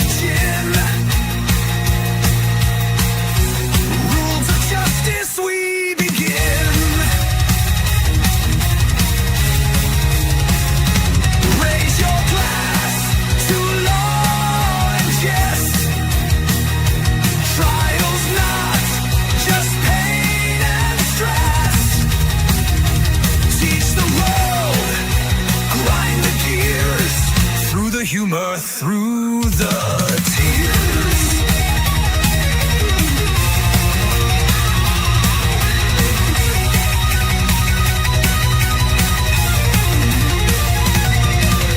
Bang the gavel, crack the screen, courtroom chaos in between. Wine and laughter, we all bleed. Screaming trials, feeding need. Layers of law, peeling truth bare. Laughs flow wild, do we even care? Chip on shoulder, beer in hand again. Together on this shaky stand. Raise your glass to law and jest. Trials not just pain and stress. Teach the world, grind the gears, through the humor, through